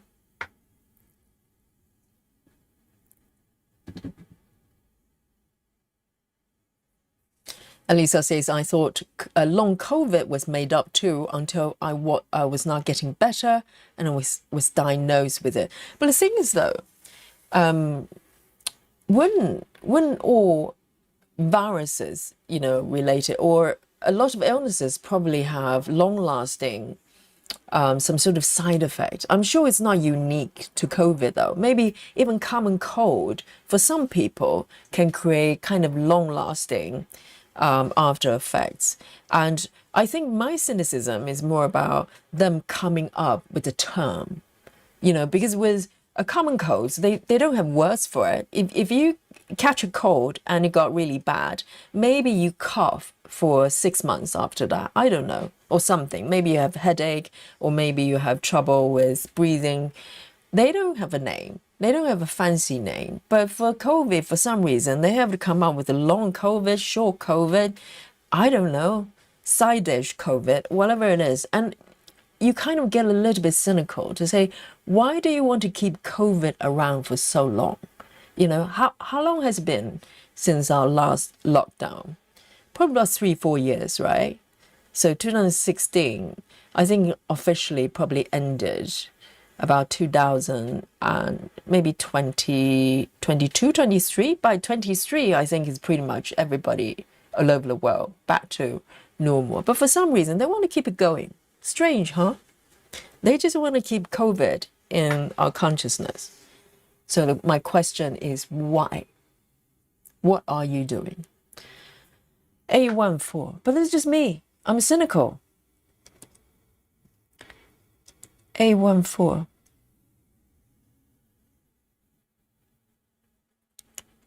Two.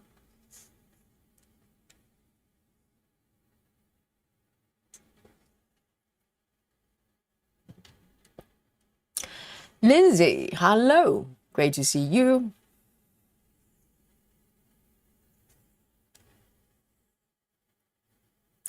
And Ash Sprout says they have names for cold stuff as well. What do they call them? Do they have a fancy name like a long something?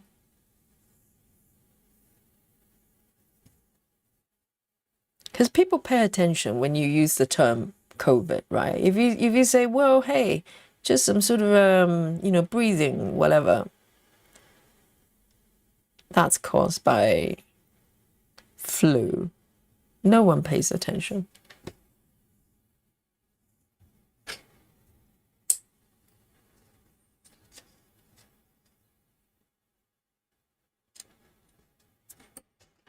Okay, A14, just one stitch.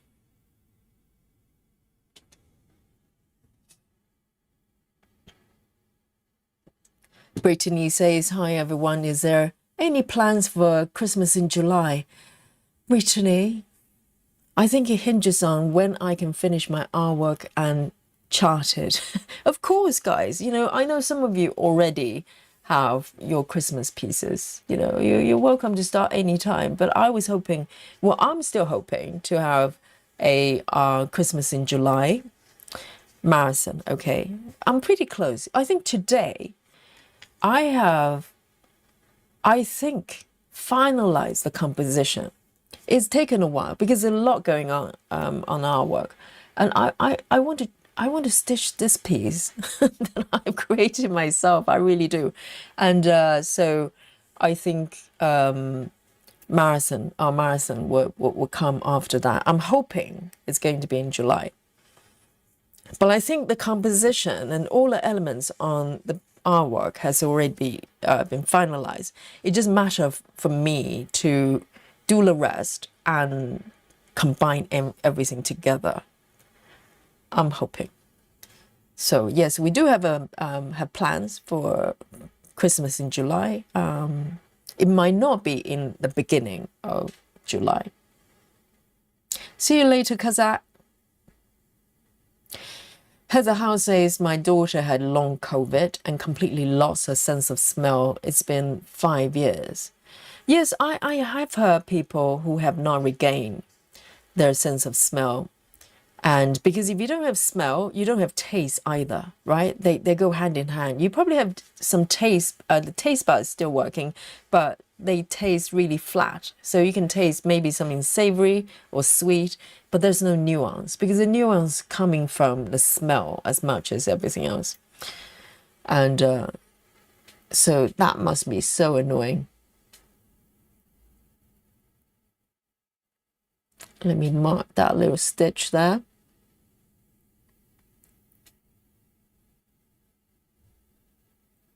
And the next one's A01, A01.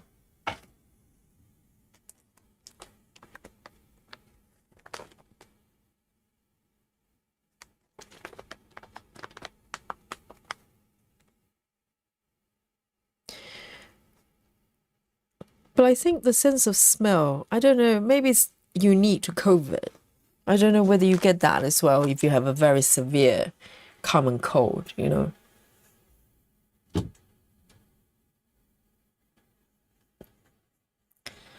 Elisa says at this point, I'm really just living with the damage of COVID. I could and couldn't got better. So what type of symptoms, if you don't mind sharing, it's really interesting to know. Because sense of smell is the one that's kind of mentioned quite frequently. Because even not even long COVID, just if you just got COVID, I think some of them lose their sense of smell and they do not regain them back right away. Most of them probably do, but it's one of those things that kind of just lingers around a lot longer.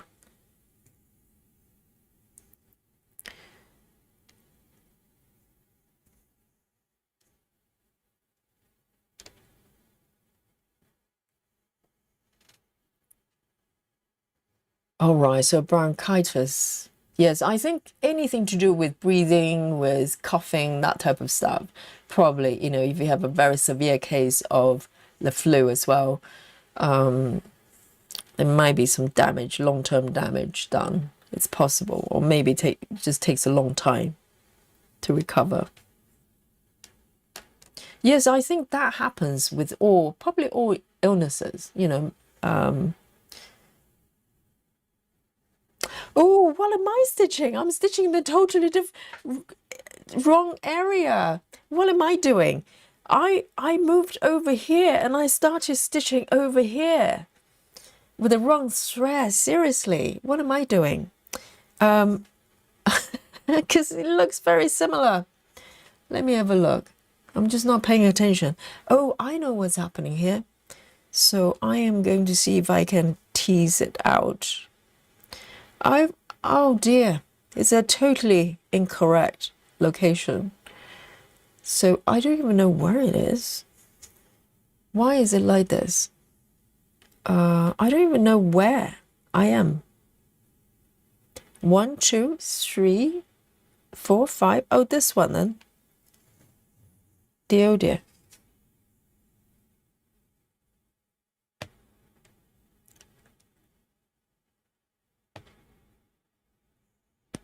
So this one, oh, I know what the confusion is, because I picked one color over here. There are quite a few stitches over here as well.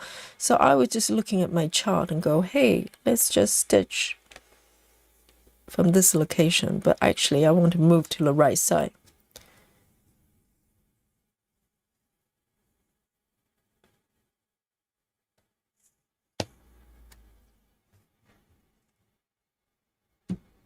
I want a purple. I want to go into the purple zone. Mandy Moran says, I totally agree with the COVID stuff. Yeah, just like they're giving it like, you know, a brand name and a lot of, you know, terminologies that's kind of just trying to keep it alive. How strange. That's just weird, isn't it?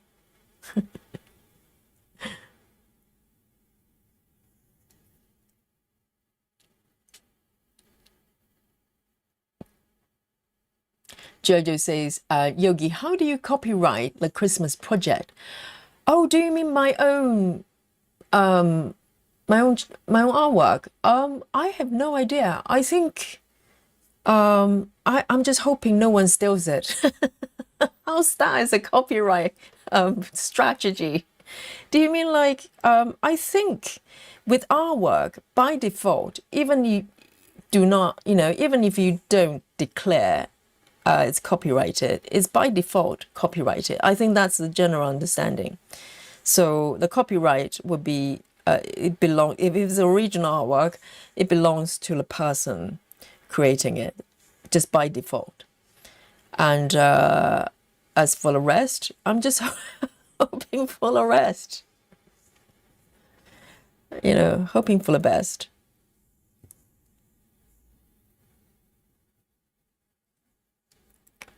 I think copyright is such that until it's violated, it's not really an issue, right? Normally, it's the person creates something, you have the right for that piece until someone disagree and try to take it. And that's when the dispute starts.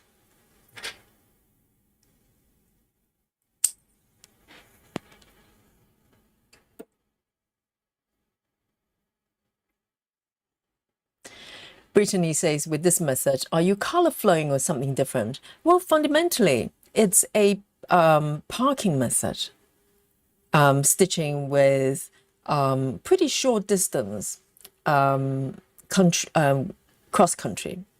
It's kind of like that. And I think this method is unique because of the kind of direction the person Blue Sue is stitching, and also her thread ending method as well. I mean, she didn't invent waist ending. It's a known method, but it's just the way she manages the part threads. She has a lot of them, and also mix with the end thread, the end bits as well. And so on the surface, it looks quite a lot going on, but she's able to manage it so gracefully, and that's kind of why I'm kind of taking interest, because fundamentally there's nothing like totally out of ordinary. It's just a combination of it and the style of stitching that she does. So yes, so basically it's a mini cross country with parking.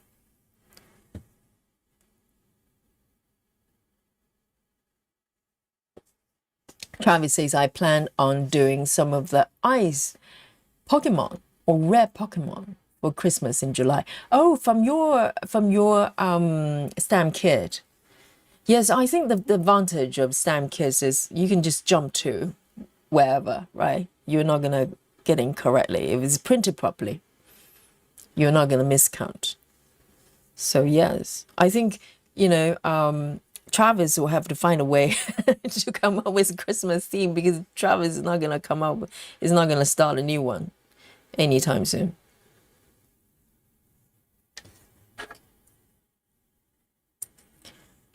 $801.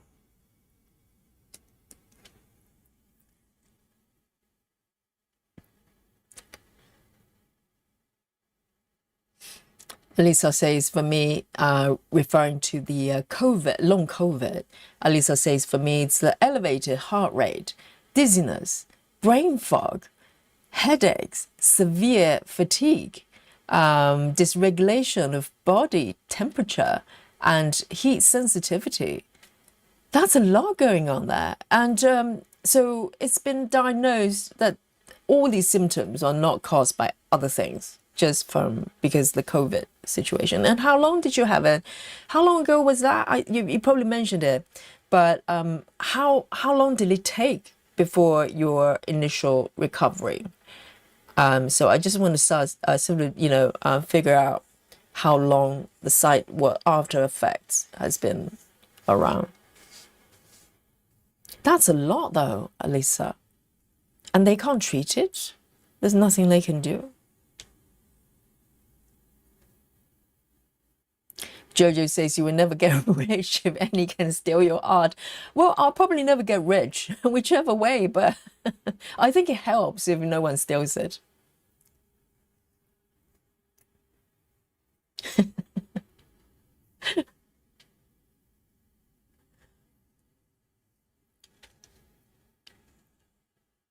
Brittany says, I share my whip progress on the page. The Stephen King house is coming together. The Viking now has 2 horns.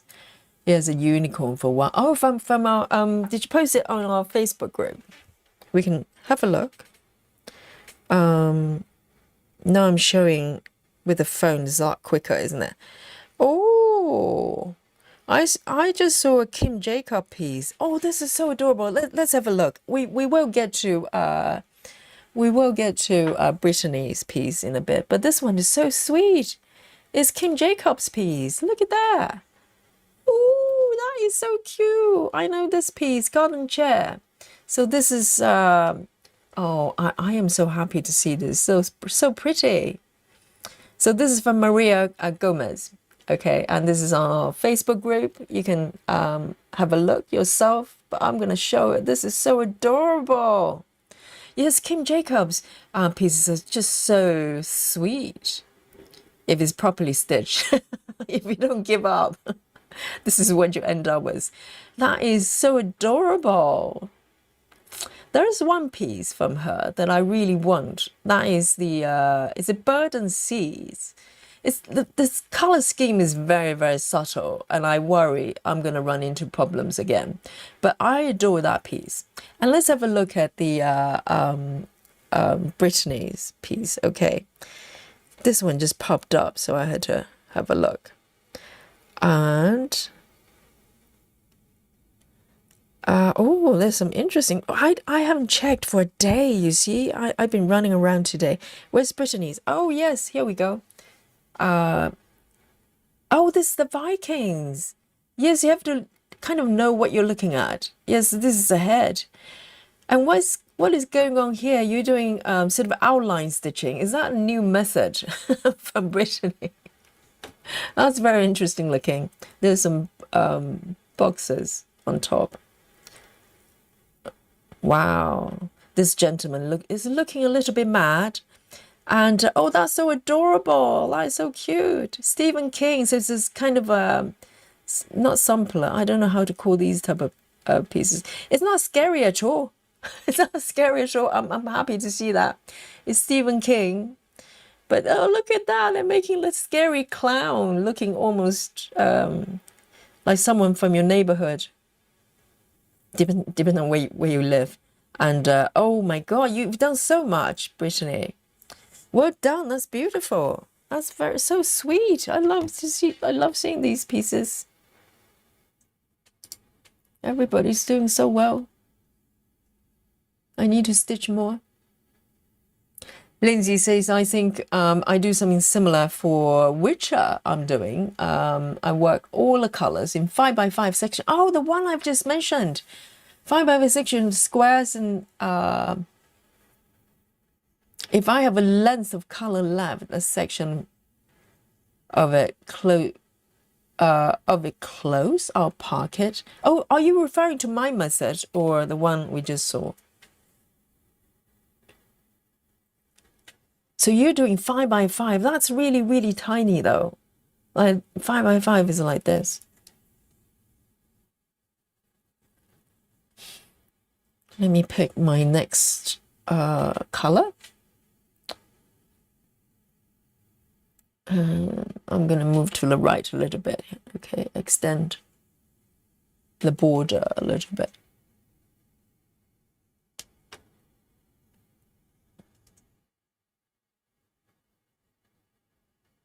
Okay, and this one's $8.90. $8.90.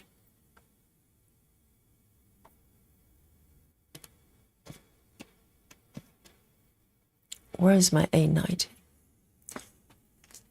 It's a green, actually. Interesting. Is it? Oh, it looks like it's moving into a different color. $8.90.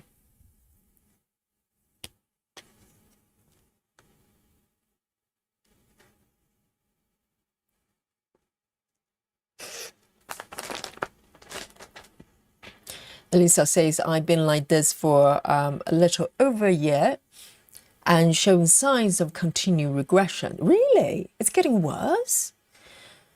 And Lisa says, no actual treatment. I do take a beta blocker to help keep my heart rate from peaking so high. Well, I think it's also, well, it's easy for me to say, okay, but it might be a good idea to have maybe you've done it already, maybe for the second opinion, because a lot of these symptoms can be caused by other things, you know.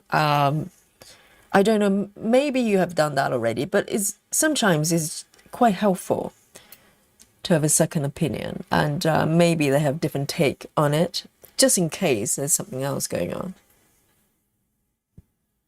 Because if they just call it long COVID and then saying there's nothing they can do, that's not very helpful, because, you know, medication is fine, but if it's not actually improving the symptoms, if it's not actually decreasing all the things that you suffer from, ultimately it's not very helpful.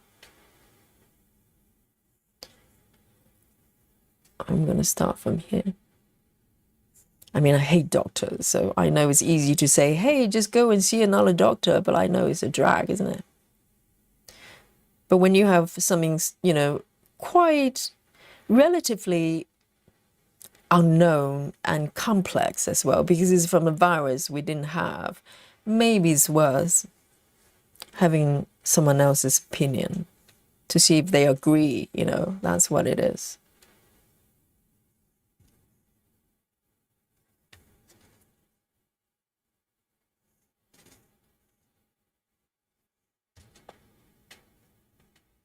Let me zoom in a little bit more.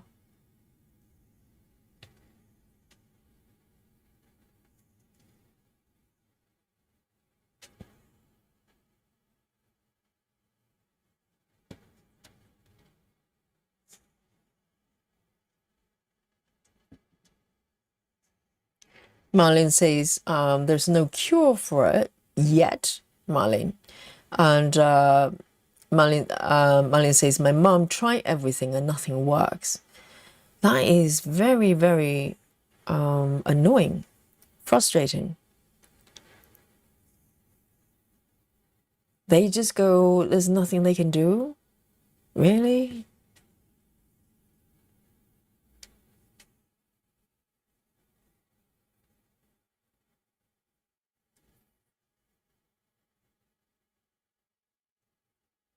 Travis says, I forgot to thank you for promoting my channel, Yogi. So from the bottom of my heart, thank you. I'm now up to 86 subscribers. Well, you're welcome, Travis. It's always wonderful to see Stitchers start embarking on their live streaming journey. And Travis, you know, 86 at this point is tremendous. It probably took me, how long to gain 100? A little while. And Travis just started, so well done to you.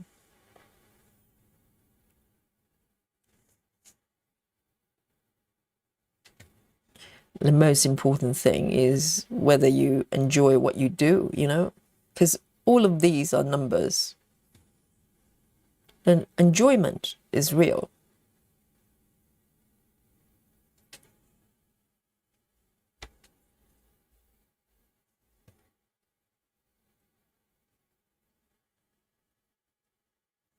Solar says my after effects of Yogi, my hang on. Solar says my after effects of COVID was chronic bronchitis, and they lasted a year. I used a steroid inhaler called is it Trilogy? It finally went away. Wow, so it does go away with certain treatments.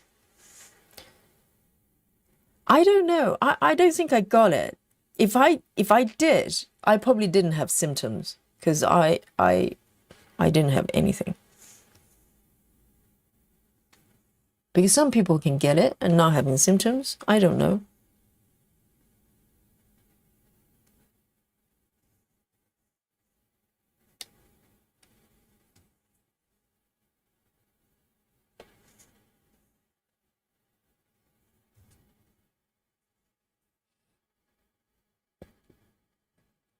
Elisa says, the doctor says, I could recover in a few years, but most likely these are my new normal. Really? That's not a good,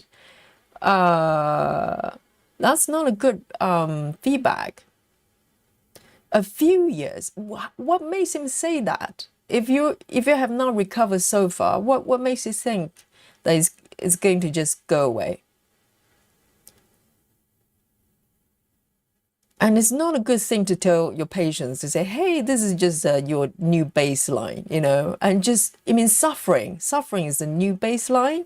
Hello, doctor. Clara says chocolate time. Yes. All right then. Oh, yes, indeed. It is chocolate time. Let me do just a couple more stitches so I can come to a finish here.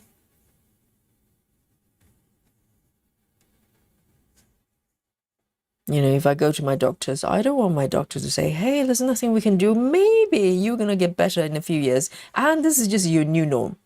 Enjoy. Bye.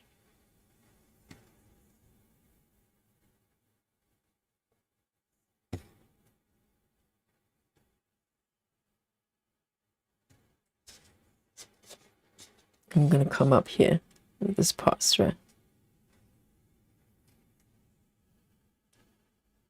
All right then, a spot of chocolate.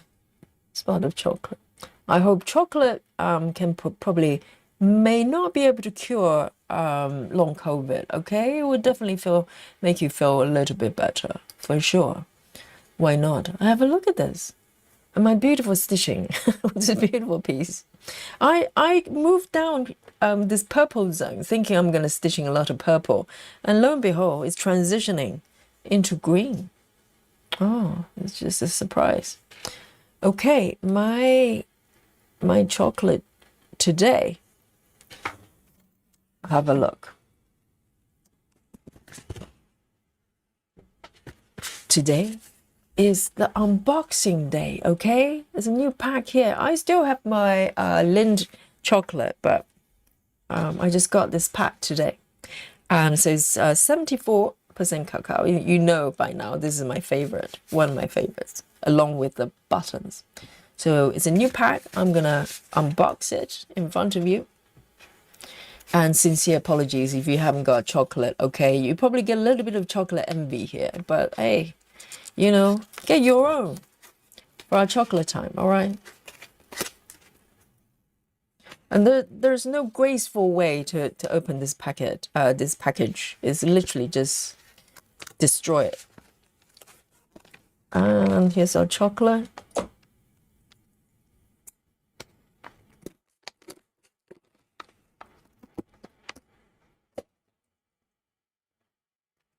Lindsay says, I say working 5 by 5, meaning 5 10 by 10 squares. Oh, right. I thought you meant 5 by 5 stitches, because these are 5, I refer to as 5 by 5 gridding, instead of 10 by 10. So you mean 5 blocks at a time. Fair enough. That's quite large as an area. Elisa says, I've been tested and there's nothing else. I've seen several doctors. Oh, right. There just isn't enough time and experience with COVID. I think they're just trying to stay positive. Yes, I think they probably have no idea what they're dealing with, considering how new this whole COVID thing is. A common cold has been around for ages, and all the symptoms that we know of are relating to cold, like runny nose and coughs and whatever. We're familiar with, but I don't know. COVID as a virus, they probably have no clue what they're doing. So maybe somewhere along the line, someone will go, "Oh, I know what it is, and this is the treatment, and it's going to be sorted." Unless they want to keep it going for whatever reason. Again, I'm cynical, okay? Do not listen to me. Do not listen to Yogi. The channel is going to be banned tomorrow, okay? Cheers, everyone.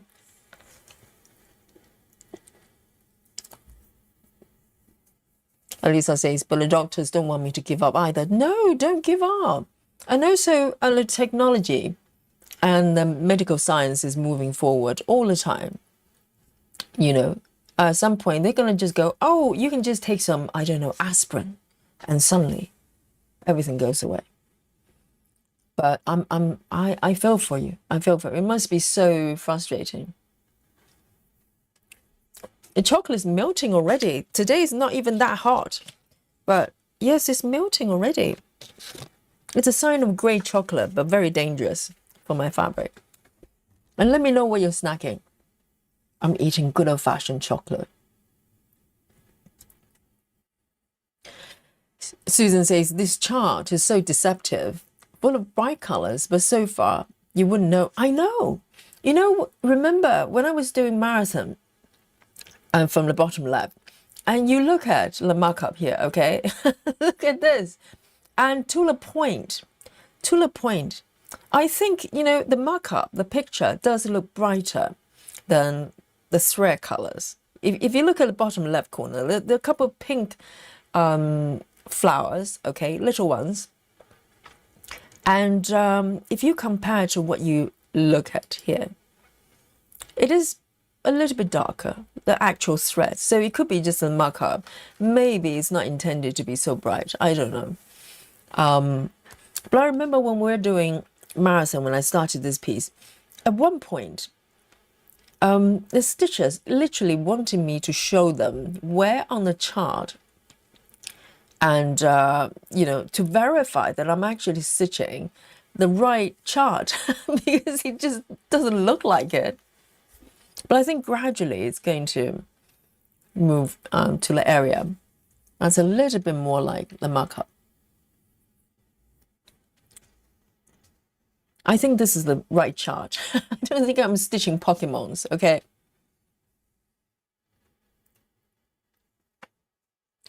Alisa says they never talk about the mental issues of long-term illnesses. Trying to stay positive is very difficult. Alisa, I hear you. I hear you. My dad went through very similar process. So my dad didn't have COVID, okay? My dad had cancer. My dad had,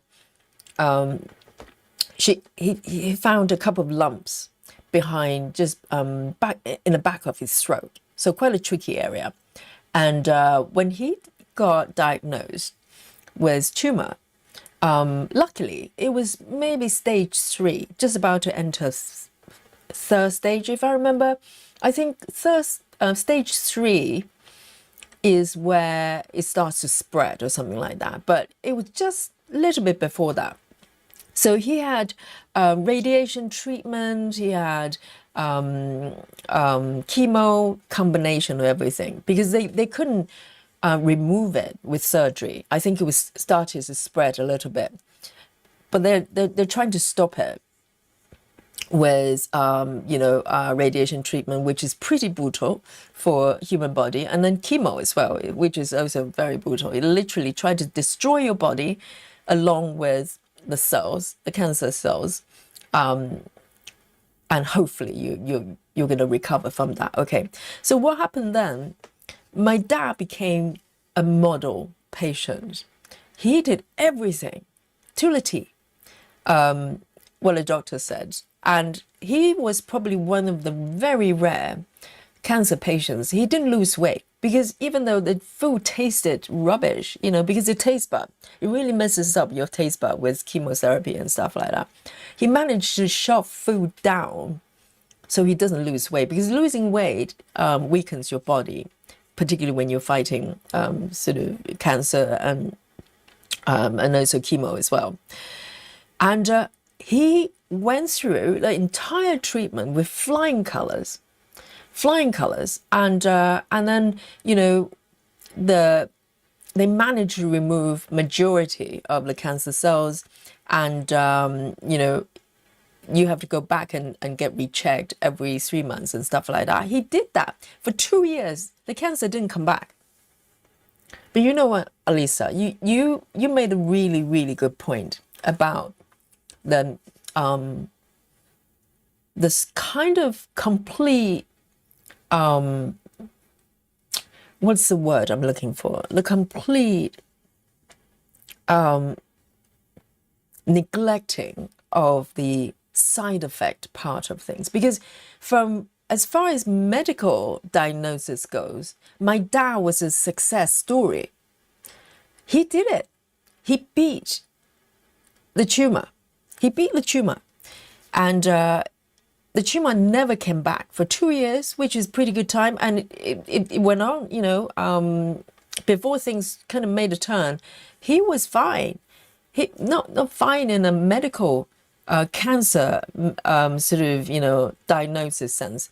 He was a success story. He never lost weight, and he went through, all the treatment and everything.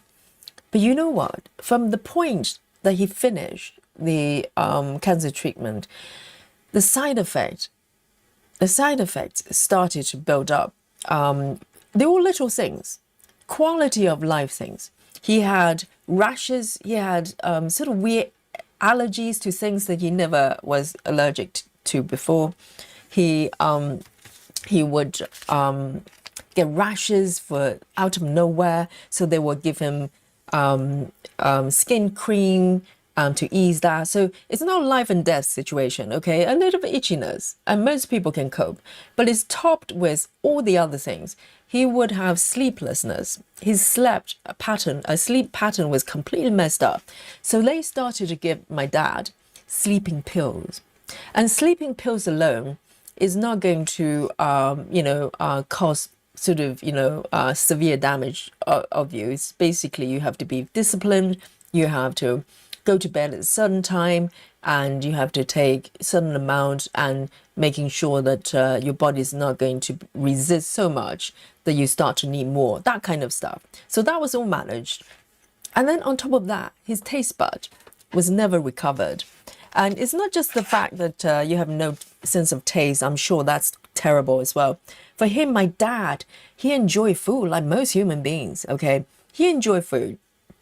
And then his taste bud, not only that some of his favorite foods started to taste really weird, but also it's a moving target. It's like 1 week, cakes would taste great. Next week, the cakes taste like fish, stuff like that. And it keeps happening.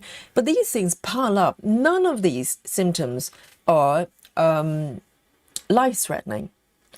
So he was, on the surface, a healthy person. And he also started to exercise and everything. He did his best. He went hiking. He did anything humanly possible to stay fit and to recover. But these little things started to get to him in a way that no doctors pay attention. Even the family, because I didn't live with my family at that point. I moved away. And my brothers as well, they have their own family. So the contact, is kind of regular basis. Sometimes you go out to have a meal, etc. But we never noticed the deterioration of my dad's mental health. No one paid attention, even when he had to take sleeping pill every single day over that very long period. The doctors think, well, that's just the way it is. You have problems sleeping. Let me give you some sleeping pills so you can sleep, so you're happy. This is where we are with our medical science, our medical treatment. You have a symptom. I give you something to combat that. But that medication can create another problem.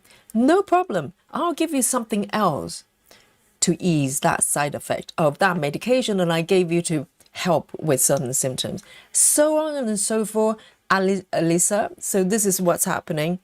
And I don't, my dad's situation is not typical. And I think most people would not get to that point. But my dad's mental health was deteriorating because the spirit's down, you can't eat properly, and you're constantly having this irritating symptoms, even though none of them was life-threatening. He had a breakdown one day. We had to look back in order to, I'm sorry to share this with you, but I think it's important because it's a wake-up call for if you're anyone watching, if you are in medical industry, doctors or whatever, or maybe you have loved ones maybe share the story, because this is one element the medical science is not, medical treatment is not interested in. They don't care about your mental health because maybe they don't know what to do. And also they want to see something that's tangible. They can see on the chart, they can see the cancer cells have, gone away, etc. No one at any point asked my dad, are you okay? Are you okay? Do you need to see somebody? Do you need to, is there anything else we can do other than just giving you daily medications? Until the point my dad decided one day he was going to check out. I don't want to put it too cryptically, but basically, he tried to end his own life. And looking back, I wish he had succeeded. He failed. And then from that point was the real suffering for him. The method of choice was in a way that he was deprived with oxygen for a little while, but long enough to starve the brain cells. And so he was, basically turned into semi-vegetative state, but still conscious. Can you imagine? If you just go into coma, it's fine. Well, not fine, but at least you don't know what's happening, hopefully. But he knew what was happening, but his body could not move. And it gradually just, he ended up bedbound, couldn't eat. All of that started with the fact that his mental health was totally ignored by medical science, medical treatment from the doctors. No one took interest in that until, he just suddenly, he didn't show any sort of symptoms. He didn't sort of do weird things before, so no one noticed. But you would hope, doctors, they treat patients like my dad all day long. They will have some concern to go, well, when someone goes through something like, radiations treatment and also something like chemo, it's extremely traumatic for the mind as well, not just the body. For someone to come through it, you can't just claim success story, just saying, hey, the cancers are gone. What about this human being that had to cope with that process? Is this person okay? But so far, there's no procedure. There's no, any kind of steps to take care of that. So my dad's basically sort of stayed vegetated, but trapped in his own body. It's just the worst kind of punishment you can have for a person. He knew what was happening to his body. He was still conscious. He knew he could think, because sometimes I think he just decided to drift away, not thinking after a while. If you're bedbound for, I think it lasted for 2 years in that state. And I have to say, I'm grateful he was taken away with a heart attack. When I heard the news, I was so happy. I was genuinely happy, because that was the end of my dad's suffering. That was that. But it came from a success story. It came from a cancer success story. And I'm sure my dad is not unique, in various degrees. I mean, probably, hopefully most people would not go as far as my dad, but it could happen. And it's all coming from nothing is life-threatening with my dad. Physically, he was happy. Even when he was bedbound, his body was functioning quite well, other than the fact that he couldn't eat and couldn't talk, couldn't do anything. But his heart was really good and liver was really good for a long time. So there you go. I had to share that because, sometimes we hear stories like that. We think it's, really kind of slightly depressing and disappointing. But at the same time, without sharing it, stories like my dad would continue to repeat. Maybe someone somewhere listening and go, well, there is somewhere, they have the ability to influence how treatments are being given at the moment. Maybe all you need is one extra step to check on the patient's mental health. That's it. That's it. And yeah, there you go. So Elisa, I'm with you. I'm with you. You're not alone. I'm with you. I hear you.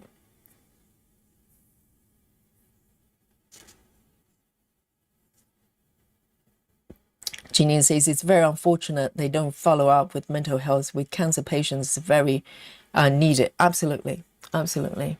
And I think mental health is such that doesn't matter, whether there's major illnesses or something. If someone is suffering, physical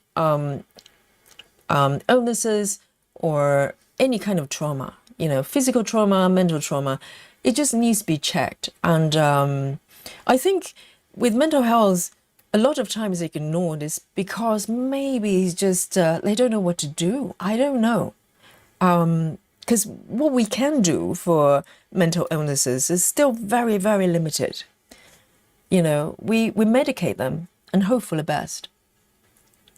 And we see a lot of tragedies, happen. Like recently, you probably heard the story about that director whose son, who's been mentally ill for a long time and killed both, the director and the wife as well. And so many crimes that happened in our world right now, it's all coming from mental illness of some form. And but there's so little that we can do right now. That's yeah.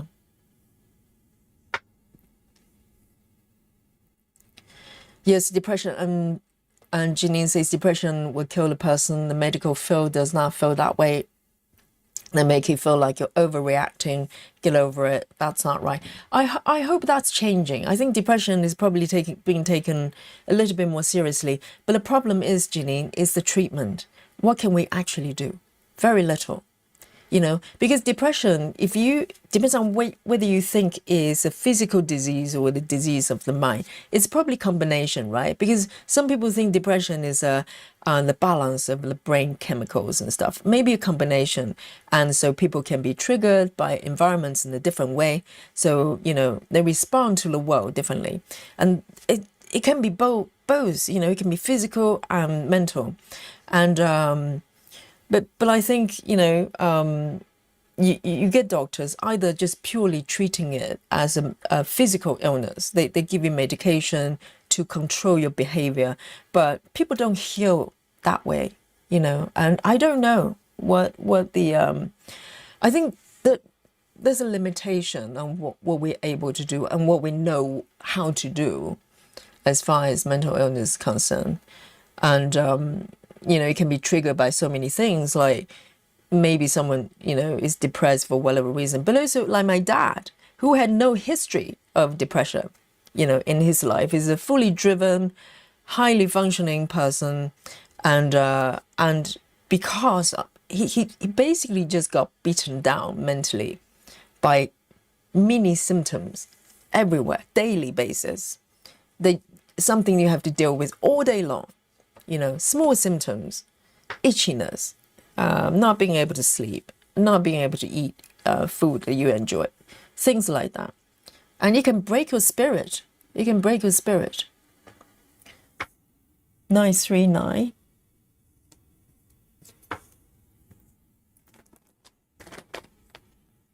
And these are the topics you don't hear cancer doctors talking about. They're talking about how many cells, cancer cells you have in your body. No one's talking about what's going on in the process, your brain.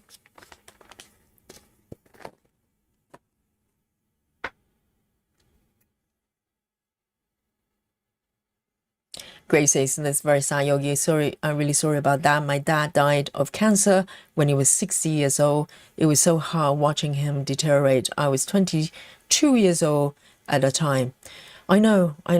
It's just unnecessary, because I think with my dad's situation, if someone had noticed or had mental care has was part of the aftercare,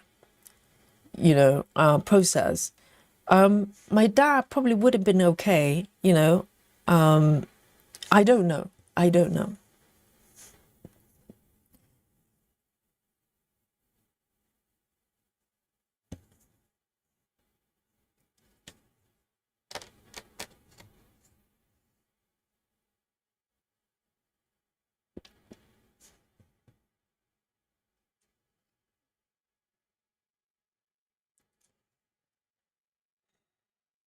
Monique says, how odd of hearing your dad's story. My dad is going through the same similar situation. When I was younger, he had a heart attack, and now he's going through cancer, or not cancer, maybe because of cancer runs on my family side.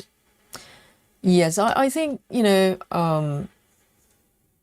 probably makes it harder because cancer has become quite common in a way, but the way we treat it is still medieval. That I normally refer to, very often refer to chemo as a medieval treatment, because literally they just try to kill everything and hope that you survive. If you survive through that process, you can live longer. That's it. That's our cancer treatment right now. And I'm hoping we're going to look back and at some point very soon and go, what were we thinking? I'm hoping.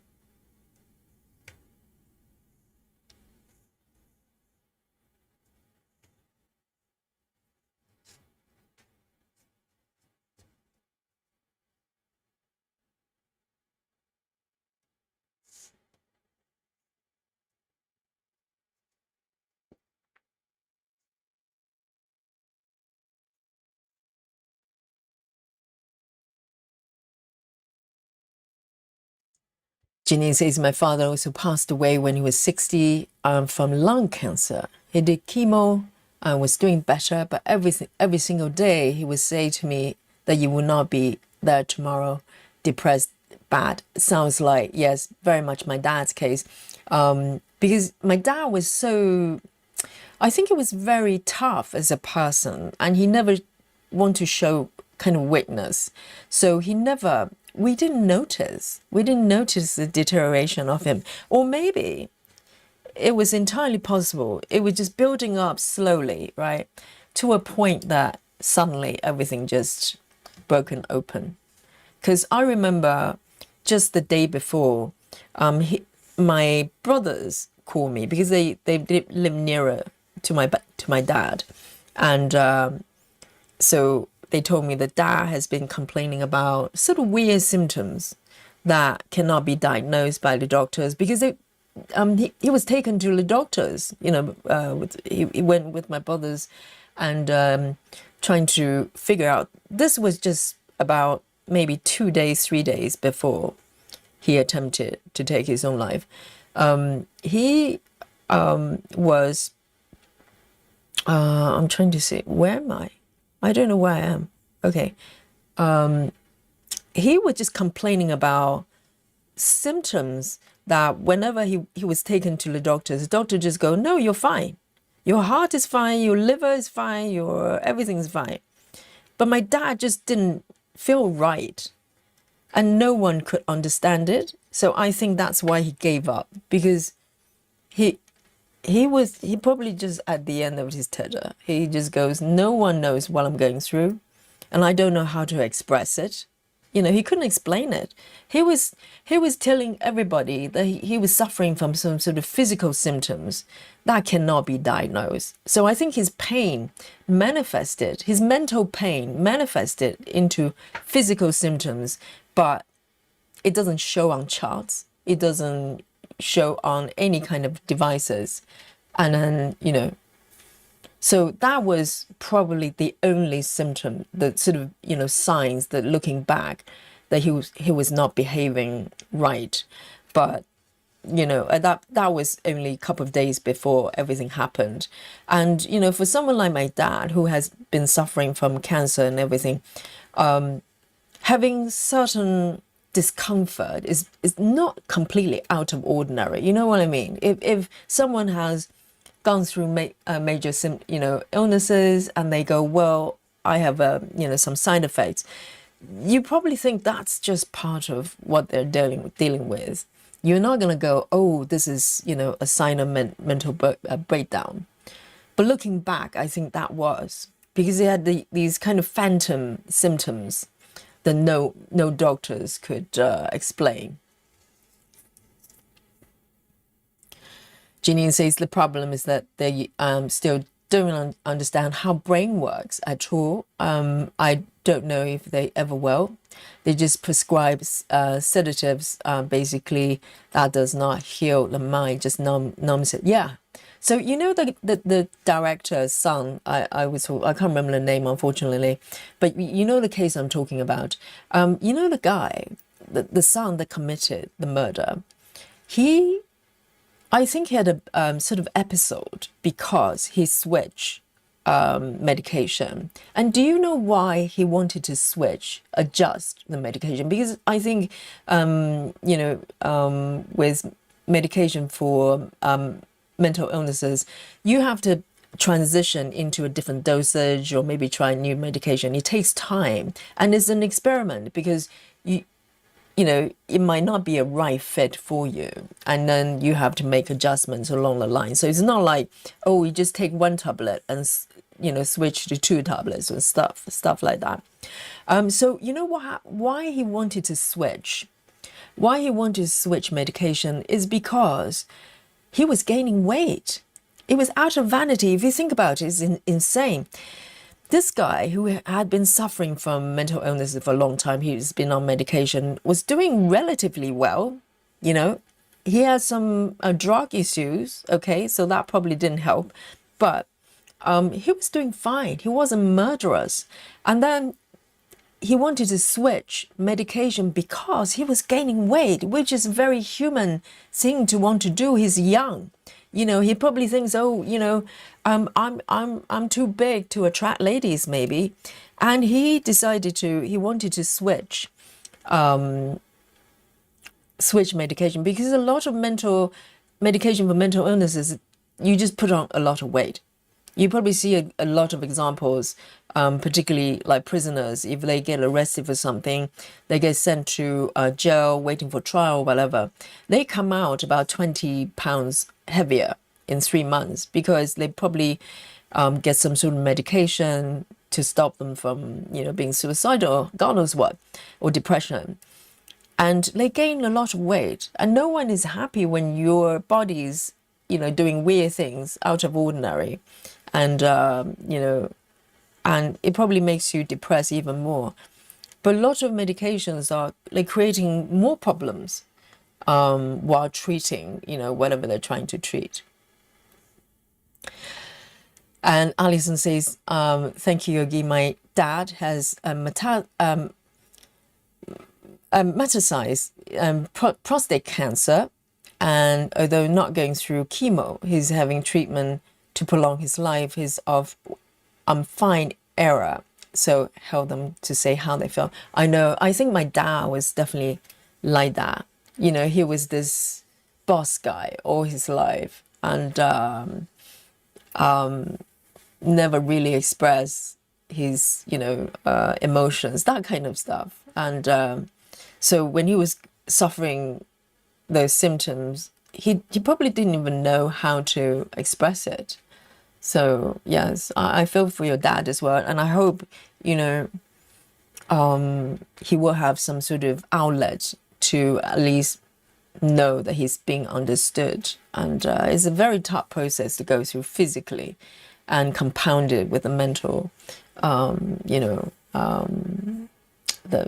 situation as well. Hey, Lona says, hello, Yogi, stitchy friends. And Elisa says, thank you, Yogi, for sharing. If there's anything I can share with the world, it will be talking about the mental issues you go through.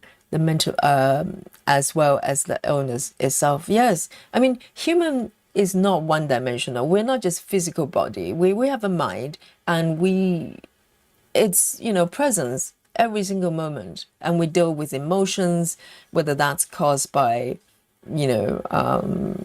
sort of events around us, or physical, whatever symptoms that we go through. If we go through illnesses, there's an impact, on our mental health,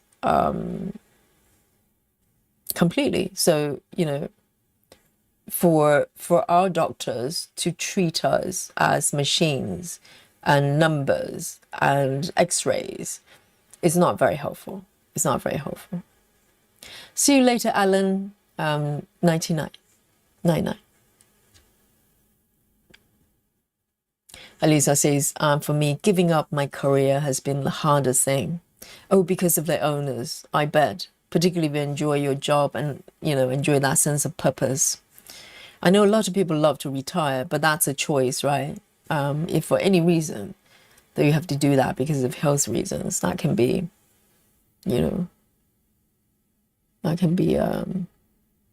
quite tough. 3726.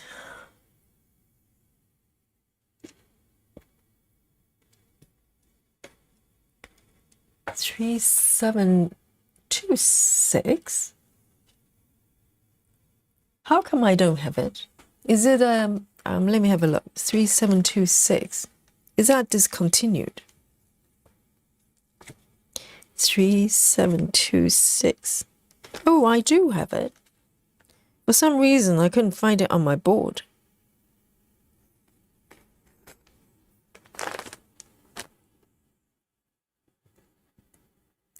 Alison says, hubby's a mom. Also, although not cancer, refused to see doctor after getting an infection. In a week, she passed.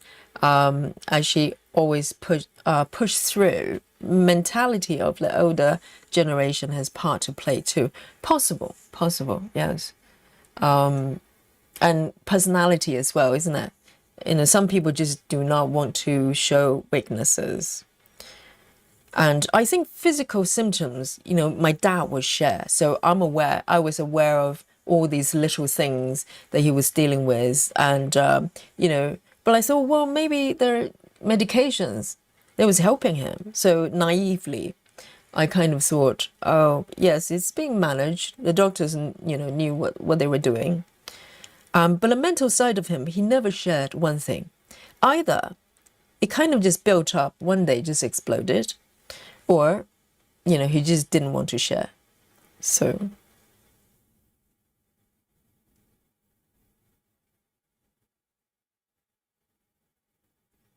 One, two, three. One here. Well, it doesn't match. It doesn't match what's on my chart. Never mind. Let me fudge, okay?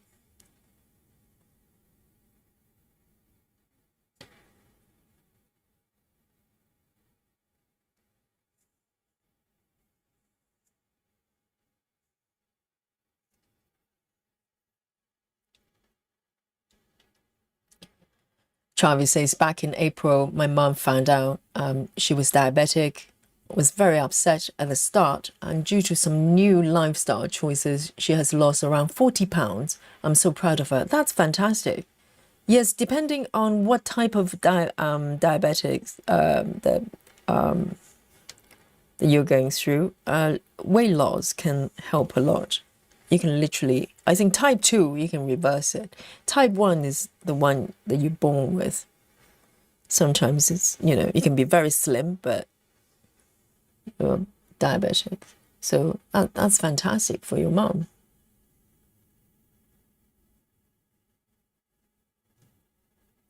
Wow, Travis says, referring to his mom, says she was also supposed to be in a wheelchair by the time she was 17. She says, screw it. And now 57 is still walking strong. Yes, I mean, doctors' diagnosis is one thing. But there are a lot of people, they manage to, do a lot better.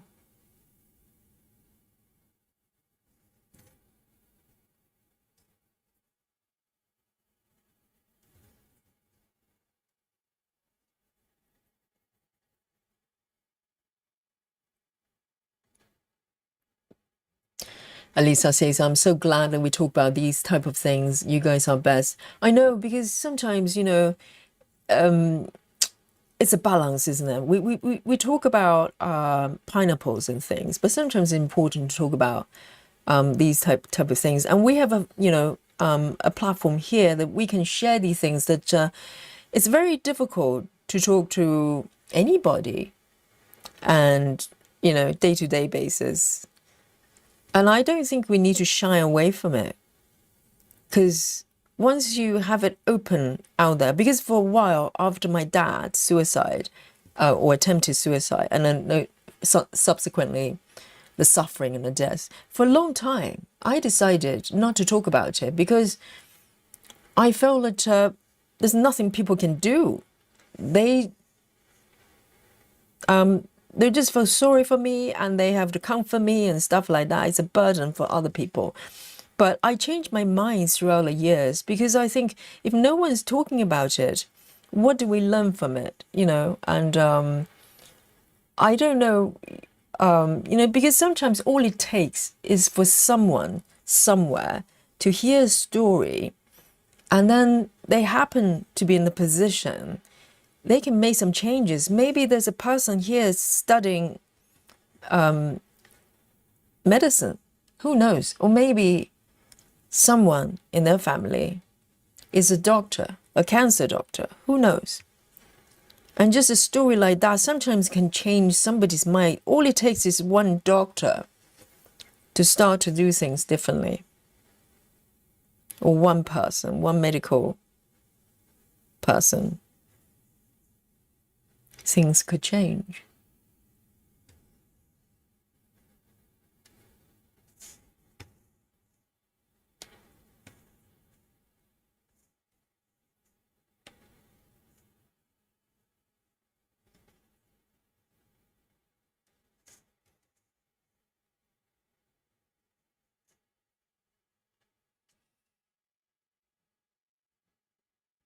And see you later, Susan.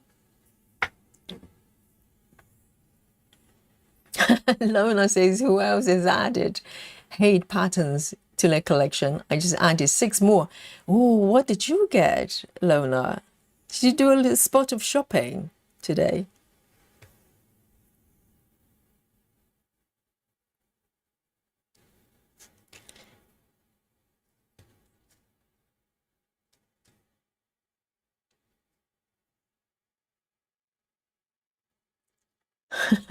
Suki has bought new pattern as well.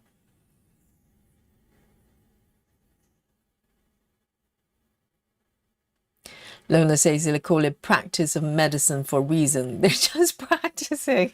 That's hilarious. Yes, they are practicing, aren't they? Well, the question is, you can practice, but are you getting better, The practice is supposed to make it better.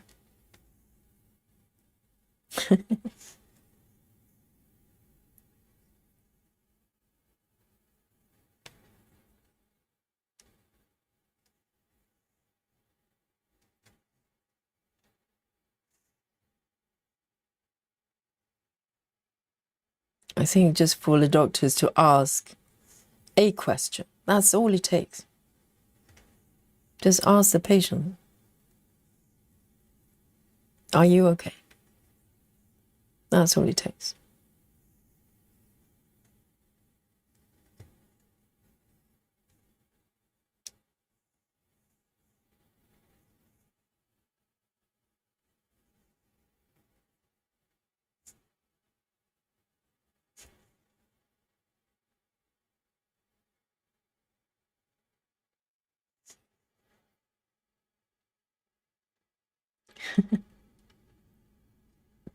Jeanine says, what's weird?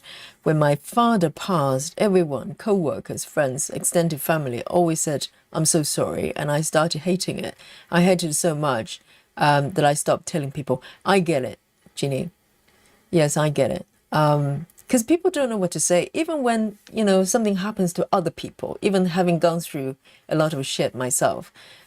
When things happen to other people, sometimes I struggle to say the right thing, if there's such a thing to say.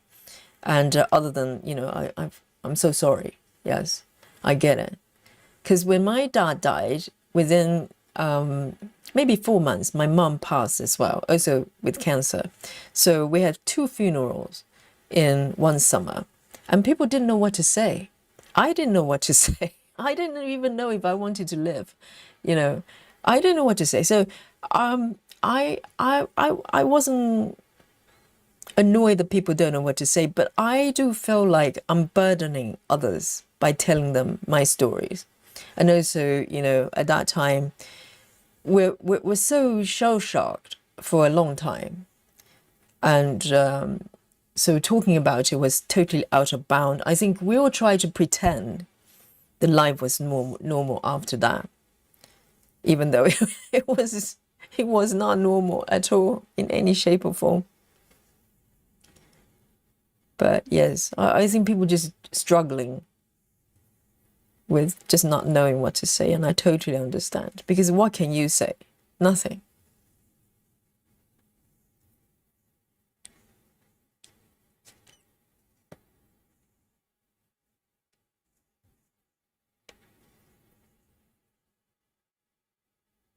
Oh, it's really hot where Travis is. Yes, it's a lot cooler today. I think we're about 20 degrees today. Alisa says, I'm hoping the hay sale will last a few more days. Oh, are they doing sales right now? Right. I have not bought charts from them for a long time, because this year I have decided it's going to be someone else's chances. I've been stitching, stitches so beautiful. What else have I been stitching? There's a bunny. Oh, that piece. I have not touched it for ages. The little bunny. Yes, I need to do that. And also, lo and behold, I'm doing my own charts as well. So this year is about exploration. But I'm sure there are a lot of really beautiful patterns from heaven and earth waiting for me. Jeanine says, I feel guilty about that, and a lot of times I do not say that to other people when their loved one dies. Yes, it's tough. There is no right thing to say. There isn't. And if you kind of make peace with that, it doesn't matter what people say or not say. You know they feel for you, and it doesn't matter how they verbalize it. Because what can you possibly say that is going to make any difference? Lona says, I've got Home Alone. Oh, is that a pattern? As in the movie? So Lona's got Home Alone, Aspen, Archer, Dragonfly 2. Is there part 1? It sounds like a game title. The Magic Garden, Lotus of the Inner Light and Fairy Tale. Oh, that sounds like fantasy theme to me. It's a great title for an RPG game.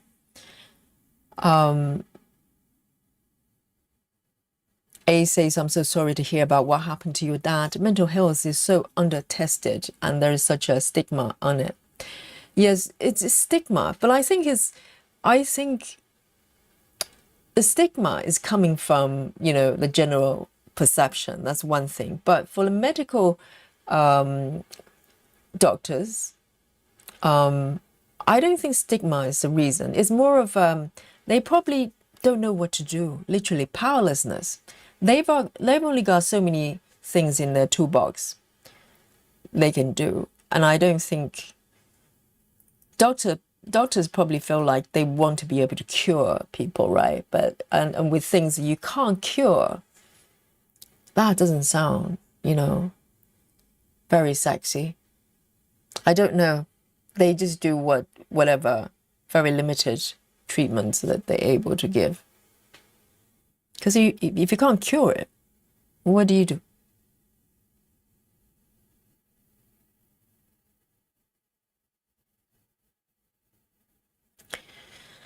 36A7. 36A7.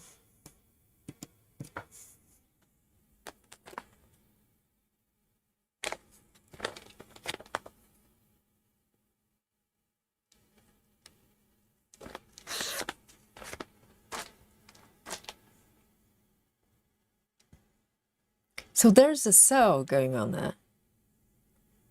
Heaven and earth.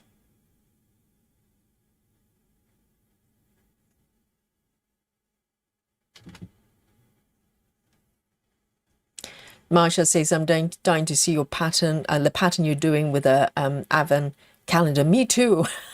You and me both, Marsha. It's like, since I started, came up with the idea and started working on it, it's evolved so much. It looks totally different. But today, Marsha, great news. I think I have finally nailed the composition, because I think in some way that's probably even harder than, drawing the individual bits, pieces. That bit is, in comparison, easier. But how do you bind the whole thing together?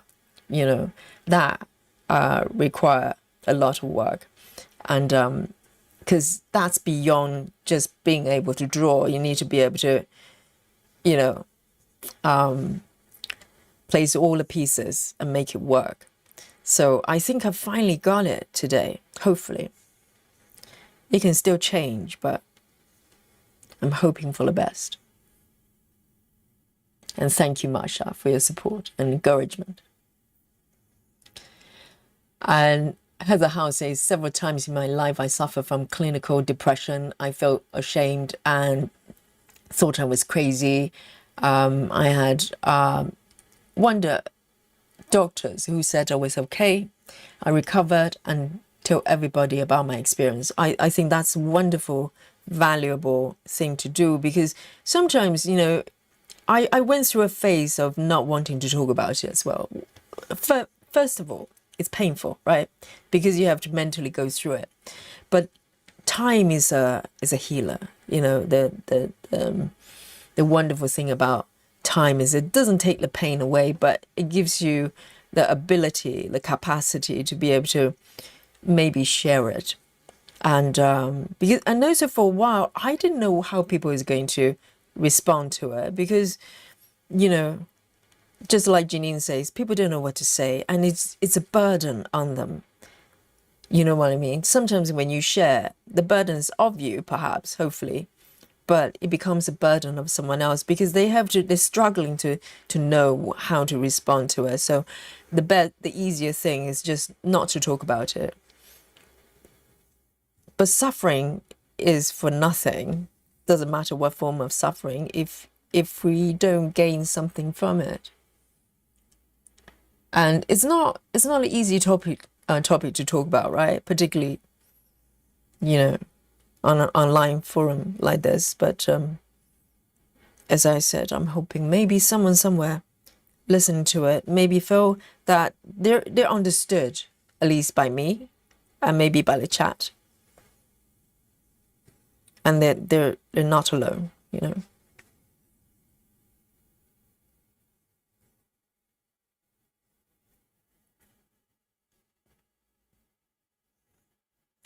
Oh, Travis, is this so hot in Canada? Travis says it's going to be 40. My goodness. Because France was like 44 the other day. My goodness, I don't know how people survive there. That's insane. It's just getting higher and higher. And I think the heat wave is coming back to London as well, because I'm just looking at the forecast. It's going up gradually by the end of the week.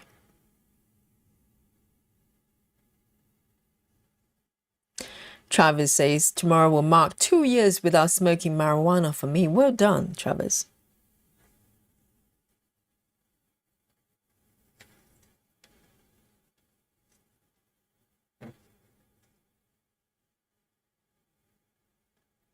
Oh, what is going on here? 1, 2.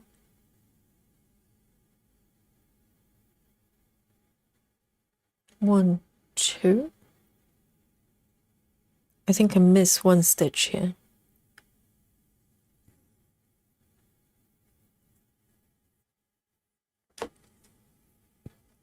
Lona says, not like the movie, has a cat in it. Oh, are you referring to Home Alone? So it's a Home Alone pattern with a cat. So the cat is Home Alone. I'd love to see it.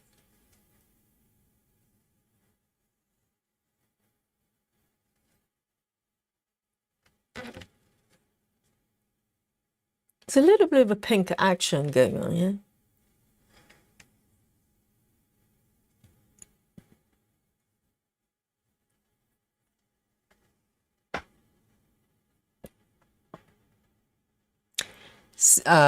Stitching Jerry says heat wave here on Ontario.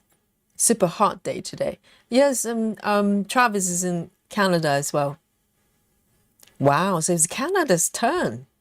You know, the past 2 weeks there's been London and Europe. Heather House says our experience can be very helpful to others. Absolutely. Absolutely. And there is no convenient time to share. You know, if you're waiting for, or maybe I need to wait for some appropriate occasion. There isn't such a thing. I think, you know, there's no occasion that this is comfortable to talk about, but it has to be spoken and shared.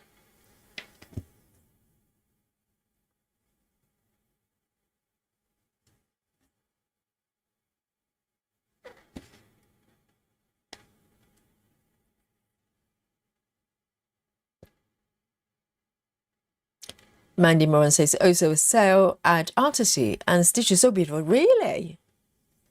Wow, everybody's doing sales. Well, there you go.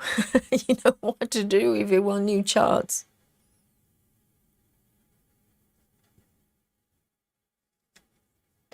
Particularly if you're looking for a Christmas chart.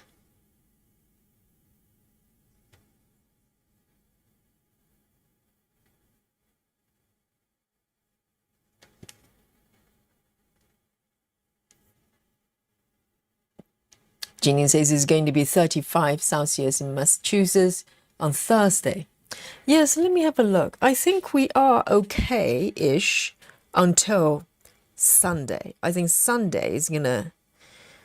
So tomorrow, this coming day, we're still today, isn't it? Tomorrow, 26. I can't believe, you know, I'm looking at 26 and thinking, oh, it's not too bad. Because normally 26 for London is super hot. But having had the last 2 weeks, in comparison, is pretty cool. But you know what? By Sunday, it's going to be 30 and goes up to 31. And it's going to be 30-ish for the rest of the week. Oh, dear. So not 35, but still very, very hot.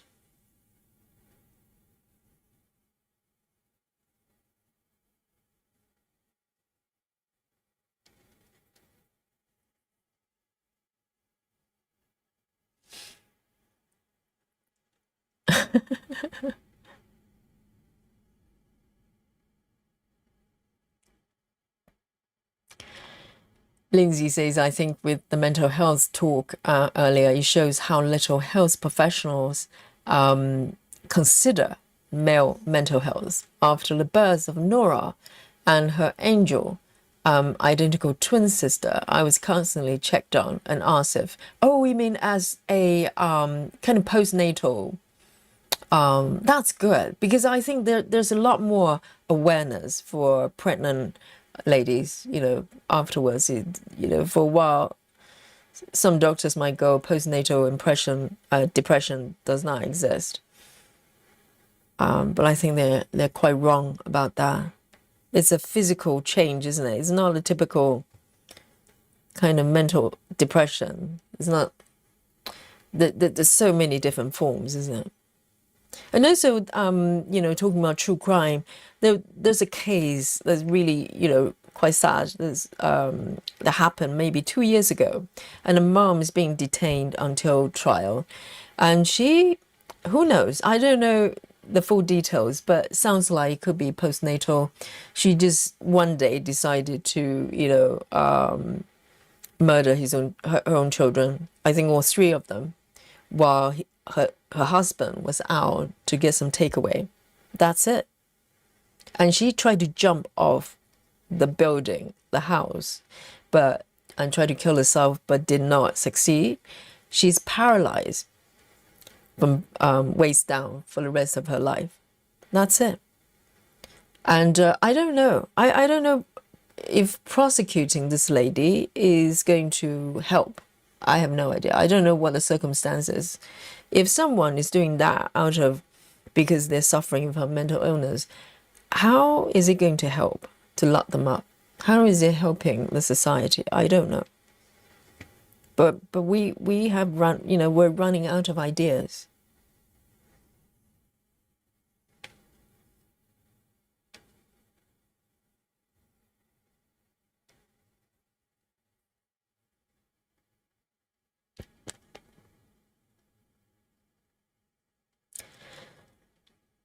Lindsay says, I wanted Mabel, our past twin, in the room. I'm so sorry, Lindsay.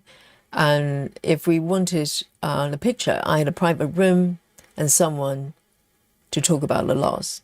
Yes, having the outlet and feel okay to share is an important thing, because, it's bad enough that if we have certain, trauma, a lot of emotions, and if we're not able to have a space to process that, thinking the whole world is going to judge you, that is an added level of pain, isn't it?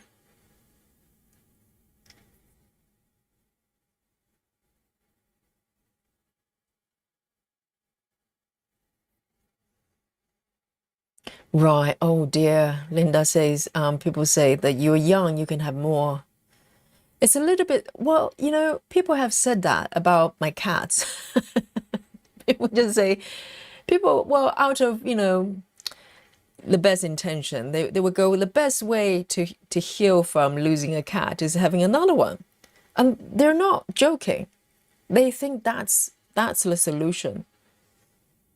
And they say it with the best intention, but you can go, oh dear. Yes. Yes. I think we don't know what to do as human beings, and the doctors don't know what to do as doctors. That's how complicated, how tricky mental health is.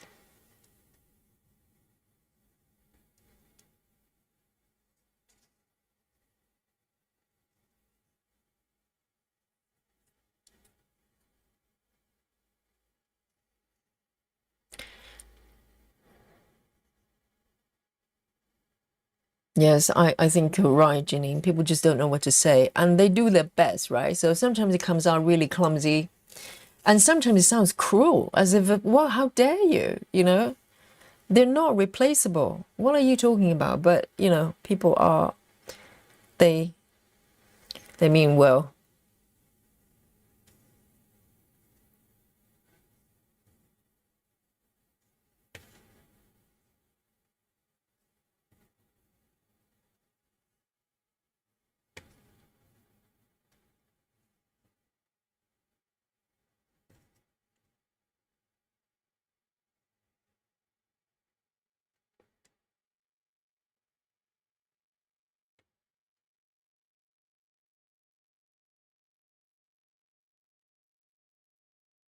A lot of things, as painful as they are, but if you feel like you're heard, and it doesn't matter if people are having the same experience, just the fact that you're heard, it heals in some way, doesn't it? I think it's just a human thing. We want to be heard, and that by itself, brings some sort of relief. It doesn't take away the pain, but it's a start, right?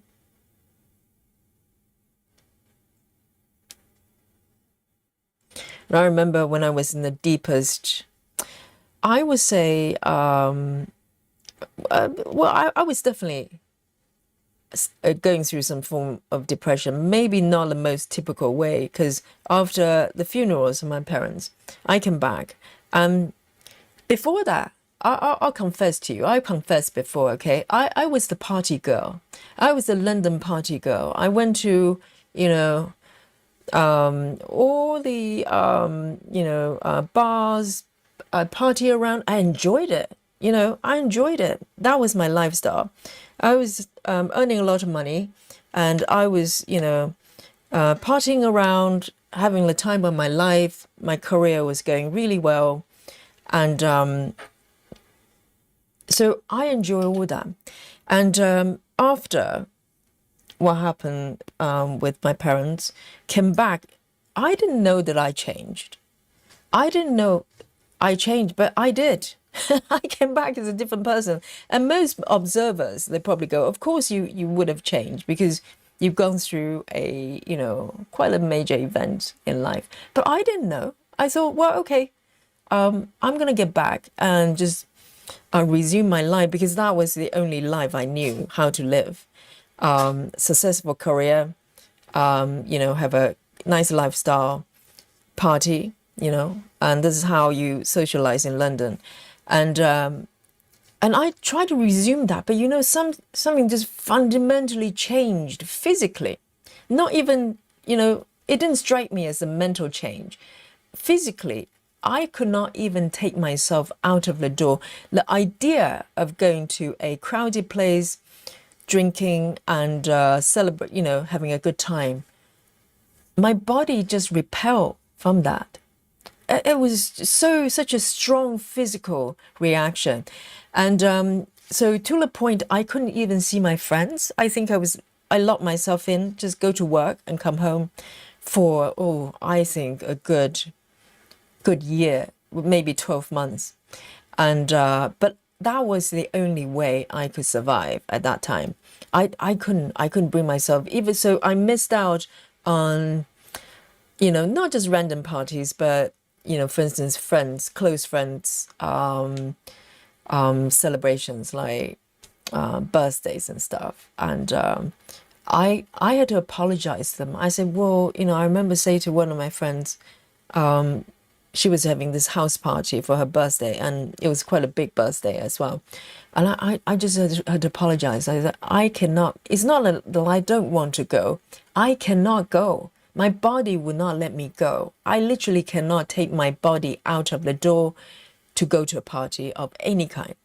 It was just not compatible with me. It was bizarre. And all the things I love, before everything happened, I was obsessed with theatre. I was going to particularly small theatre productions. I was obsessed with them. I was going out with playwrights. I was going out with actors. And because I was, that became my sort of a live obsession, live performances. As soon as I came back from the whole event, whole thing, I had zero interest in theatre. Still now, I have not stepped in to a live performance like theatre production since.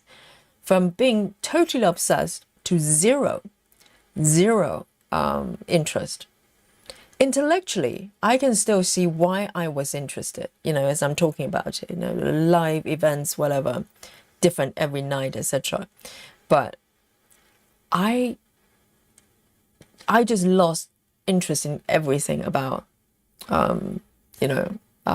theatre production and everything. And till this day, I think it's just fundamentally, I became a different person without knowing it. And I kind of discovered it bit by bit throughout the years. It took a long time to come to terms that I'm just not the same person. And I had to live with this new person and try to find out who I am.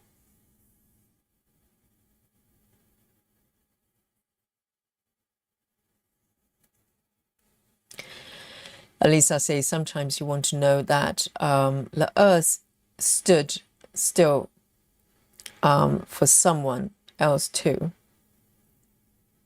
Oh, do you mean understood? The earth stood still for someone else to. Oh, right. Very profound. Very profound. Yes. Yes. I think even in our weakest moments, we still have enough strength for others. That's the grace of life, isn't it?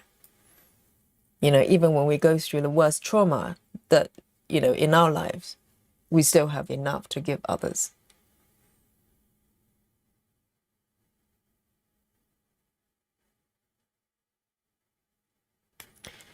Nice 39. Oh, again, this very dark color.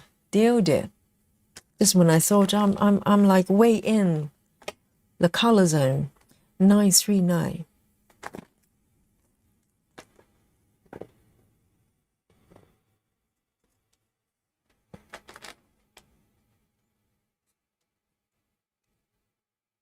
It's not super dark, but it's gray.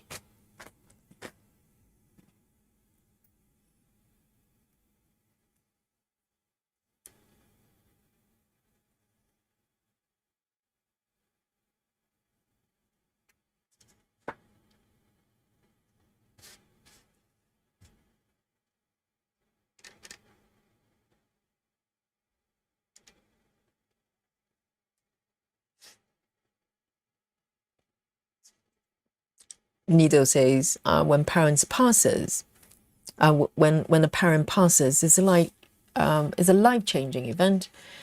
It's almost like you lose your innocence. You also get to associate activities to time when they were there, and you can't bear it. Yes, I think so. I think part of you have to kind of completely die with it, right? In the spiritual sense.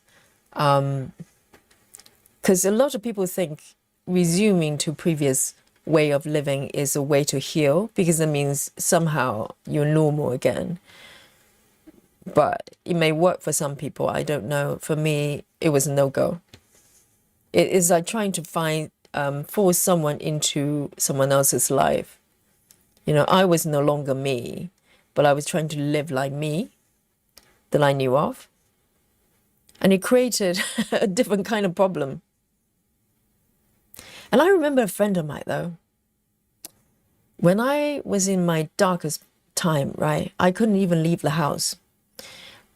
Is a very close friend of mine, a French lady. A French lady, she would be so mad if I call her a lady. One of my best friends.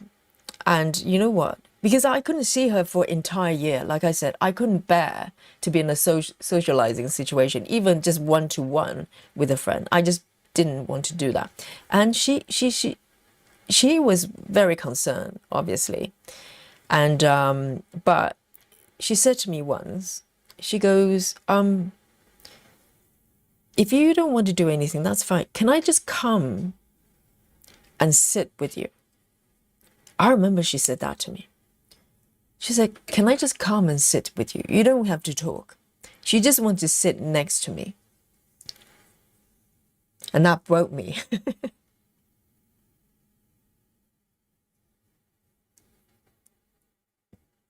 Yeah, that's what friends do.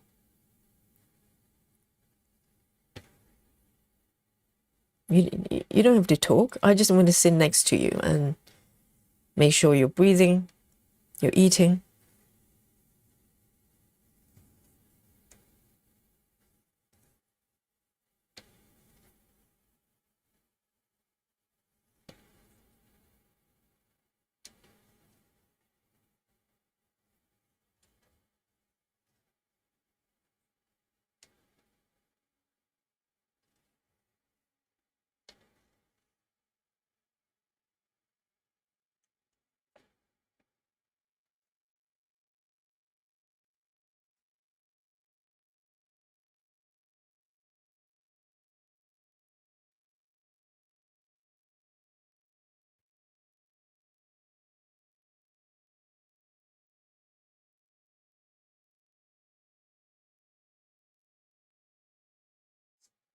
I think this area is getting dark again.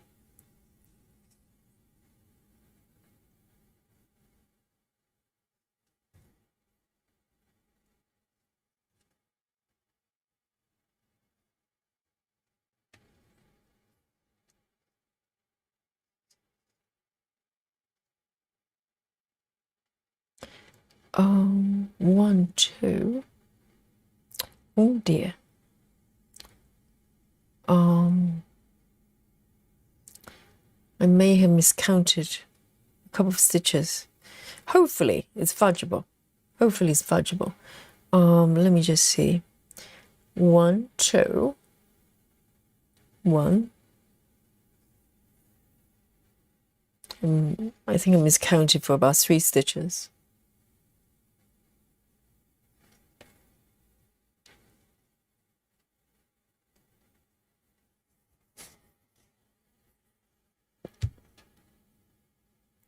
Elisa says, "What a good friend to know the difference." Yes, I know.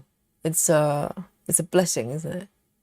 Because I'm definitely not saying that if friends trying to say, "Hey, just come out," just you need to have some fun or something along those lines. Sometimes friends do that, don't they? And I would not hold it against them if they said that. They go, "Well, you need some fresh air. You need to get out of the house." That kind of stuff.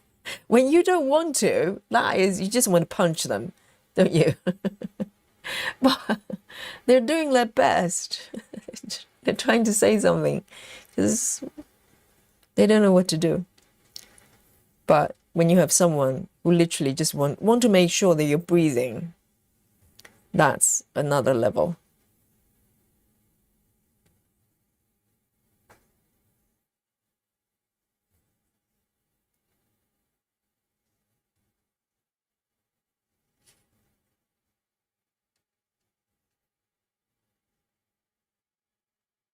Janine says you have 2 stitches mark on the arm. They're not stitched. I think there's something going on. Are you referring to this area? I think there's something weird going on this area. There's 1 stitch there. I can patch that bit, but I think I miscounted. This stitch is supposed to be the 2nd stitch from the bottom, but for some reason I left 2 stitches. So how about this, Janine? How about if I come back to stitch this one? At least this one's correct, right? Let me fudge my way. Maybe I can fix it. Hopefully the other colors are quite dark as well, so you probably can't see the difference. So this one's supposed to be the 2nd stitch, and there's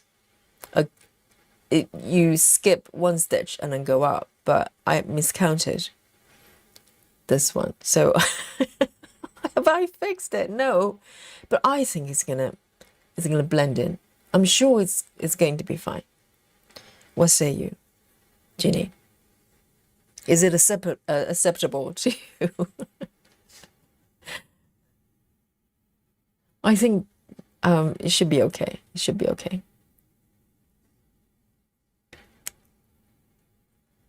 And this one, oh, all the way to the right side there. Shall I? Oh, very tempting, very tempting. Why don't I just keep going? Like 10 stitches. Oh, Ginny says no, in the purple area, goes back. No way, there's more. Can you stop looking, Ginny? Can you just keep your eyes closed? And, or maybe just take a nap. No, I'm kidding. Where? Let me have a look. It's quite tricky because there are a lot of purple stitches. Oh, right. There, this area is a little bit weird, isn't it? Let me have a look. So that one is okay. That one seems to be fine. Yes, this area is a little bit iffy, isn't it? I agree with you, Ginny, but I don't know how to fix it. I think I'm going to come back with the symbol H, right? I'm going to just fill in all these 4 stitches because they're kind of a little bit similar. I don't know how to fix it. Sometimes you just look at a pattern and go, I have no idea what to do. And this is one of those moments.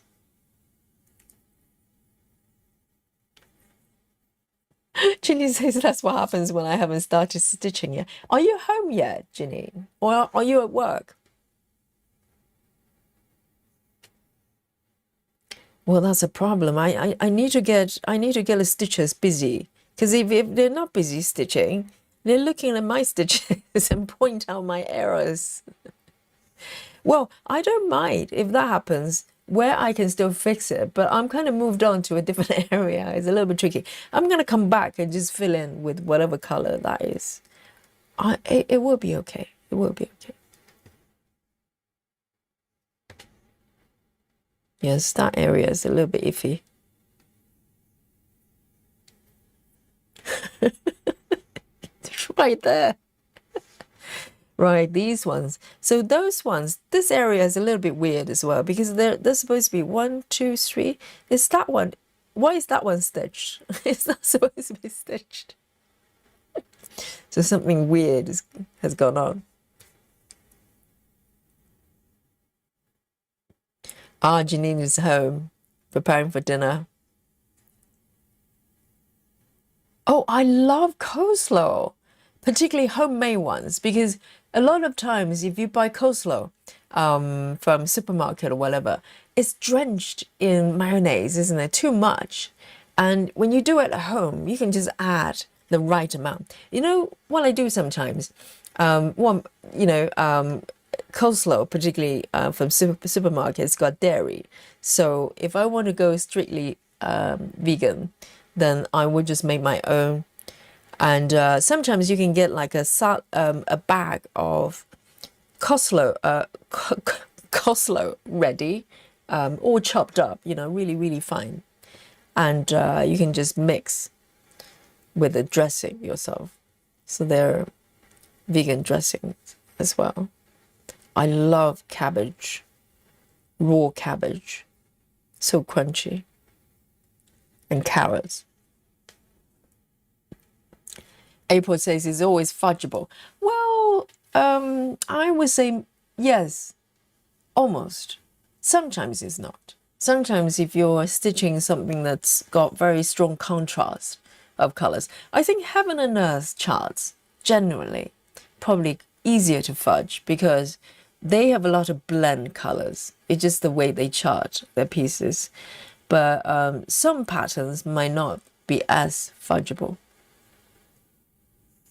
But I like to think it's always fudgeable because it makes me feel a little bit better.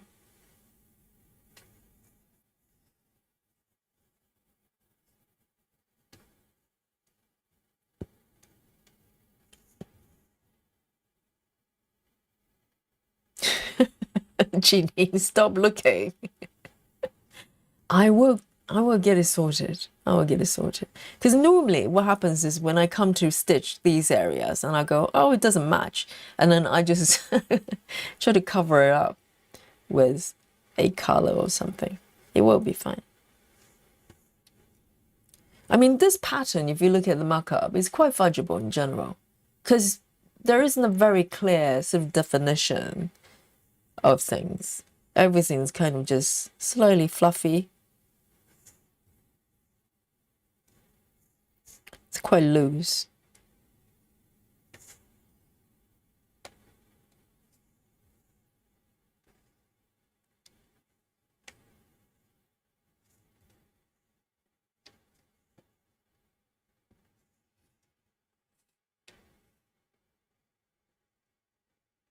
Aldana, hello, darling.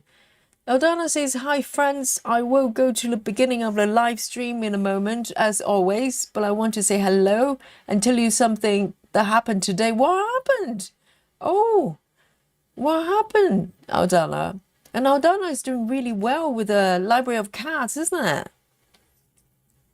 And what can possibly go wrong?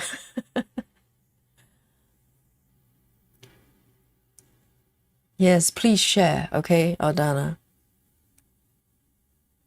Really great to see you. Rachel says, I have to do my stock homework. Yes, how exciting for you, Rachel, stock homework. Yes, and how are kittens doing? They're sleeping. Oh, how adorable. If I were you, I'll just have them on my lap. I wouldn't be able to help it. I'll probably just cuddle them all day long, every waking hour. That's the problem because, I wouldn't be able to give them back.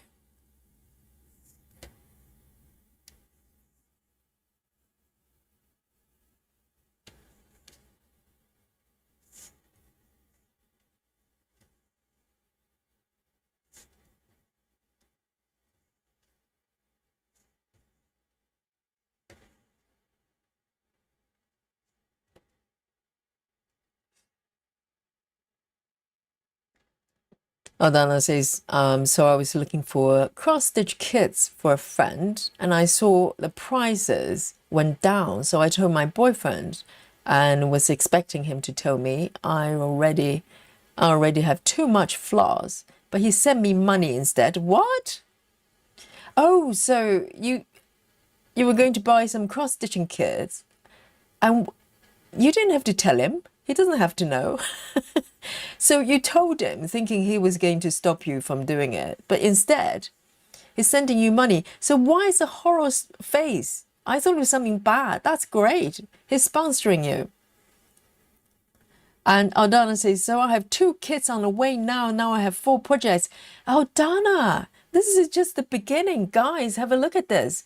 Aldana has got 4 projects and she thinks it's too many.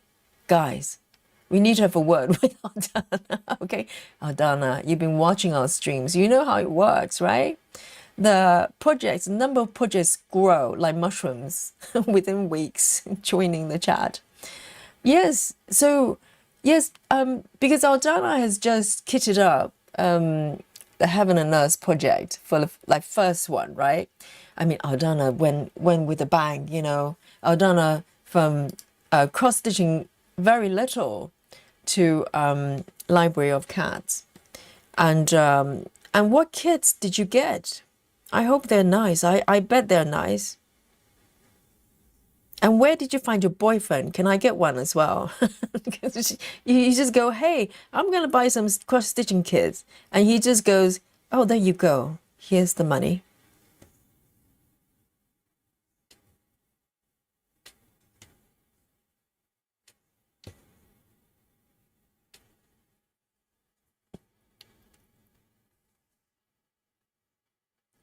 Oh, Alyssa's is with me as well. I know. How do you part with those little kittens? No chance. I'm having them after 4 weeks. Even after 3 days, I'm keeping them.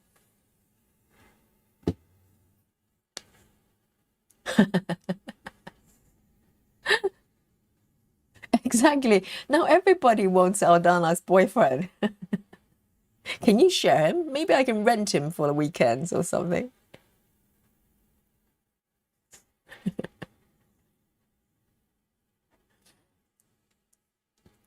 Passions for stamping says 4 turns into 400. Yes, that's our victim's testimony.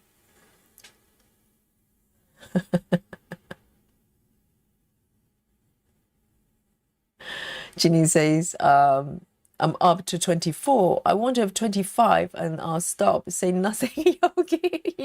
You know what I was going to say. Guys, when Janine says 24, there's a hidden number behind it, okay? Because stitching count as stamp kits doesn't count. Stamp kits counts as 0. It's like Diet Coke, no calories, right? It's like phantom projects. They don't count. They're just there, and empty calories. And so when Janine says 24, we could be talking about 48. Oh, okay, just saying. I don't know. Only Janine knows. All right. I have to warn the chat. There's some hidden numbers there.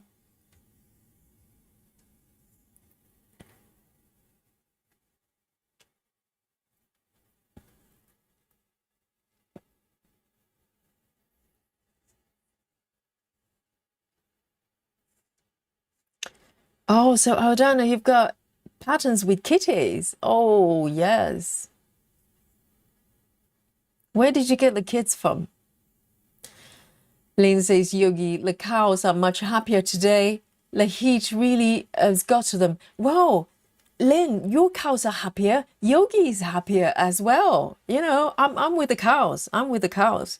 Yes, the difference it makes, isn't it, Lynn? Just like 10 degree drop. The body just feels so much better. I'm not sweating. How nice. Because for days I have to take a shower literally after live stream because it's I was practically just sweating. And I hope you're well, Lynn. And I'm very happy with the cows, for the cows. And I bet the horse is happier as well, right? And the chickens. Aldana says, referring to the boyfriend, says he was hesitating when I bought everything for the library of cats. So his reaction was actually a surprise. Well, maybe he's come to terms with it. You know, maybe he went to some sort of support group for stitchers, stitchers' boyfriends, partners, and they just get together. And he came to the realization that, well, it's you know, when stitchers are like cats, you know, you can't stop them. The only way you can happily live with stitchers is to just, you know, allow them to do what they want and just be with it. This is enlightened gentleman, okay? Very good, very good. Round of applause. Dana says it's funny because I was telling my friend how everyone has tons of different whips, and I guess now I'm one of them. Well, you're on the way there. Not bad, not bad. Now you have a very supportive boyfriend, you know, that everybody wants to borrow. You're on the way there. Congratulations.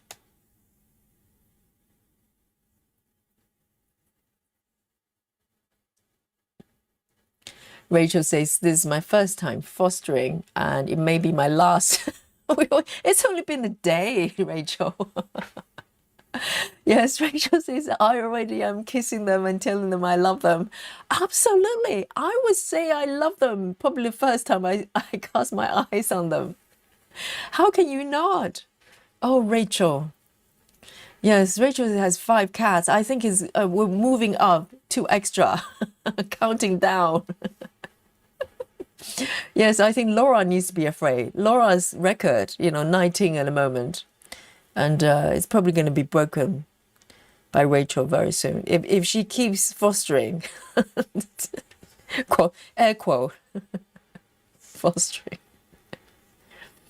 My God, they're so adorable. Oh.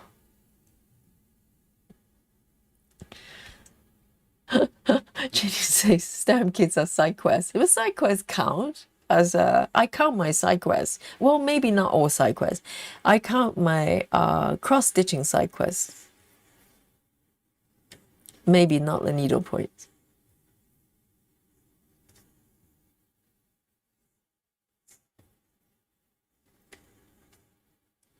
You're like diet 0, you know, code 0. They don't count.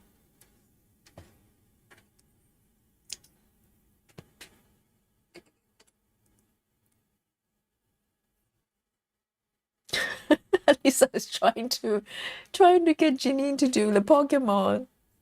Oh my God. Yes, that's the biggest Diet Coke 0. A giant bottle of Coke 0 for Janine. No calories, but it's huge.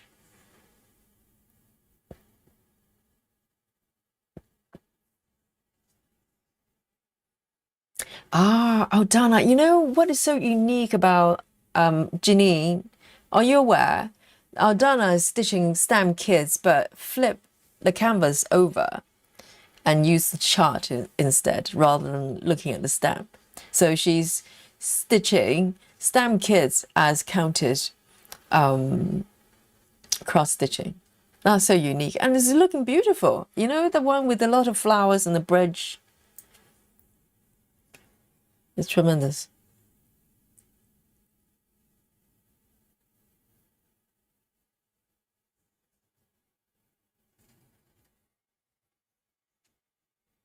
And this one is 3371.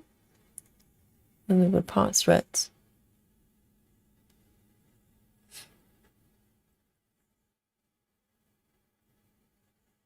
Yes, do post them. I'd love to know what patterns you got. Cassie, hello. Cassie says, hi all. I haven't been stitching lately, but my birthday is on the 4th. 4th? That's in 3 days. And Cassie says, so there's activities coming up. I will be back next week. I'm missing kale talk and calamari. Oh dear, yes. No shortage of that, Cassie. And yes, come back to us for your birthday for sure. And your are you starting a new project for your birthday? Because you should. Why not? It's not like you need excuses, but why not?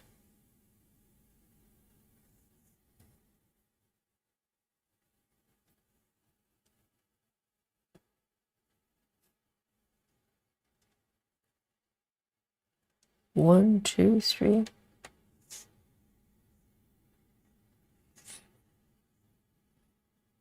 Cassie says, I've been watching, falling asleep to, to the reruns. Well, at least you're doing your homework, right?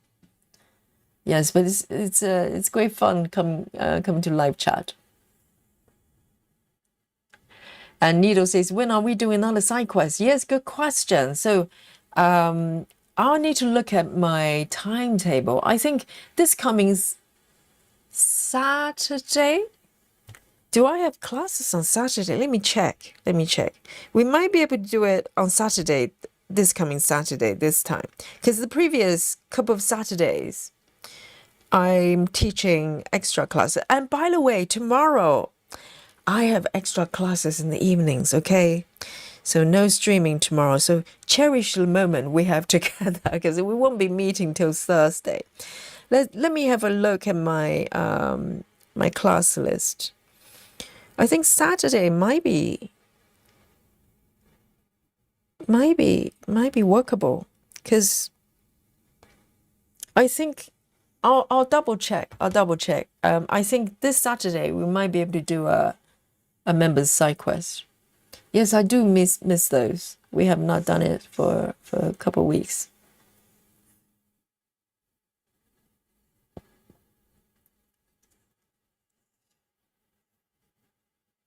Ginny says, see, not the needlepoint or blackwork. Well, the thing is, Ginny, it's not so much I don't count them as a web. I don't count them as cross-stitch web. If that makes sense. So if you ask me how many cross-stitching webs I've got, then I do not count them because they're not cross-stitching, right? But I do count the samplers I've got, even though they're side quests. And with needlepoint and the other ones, I just count them as different kind of projects,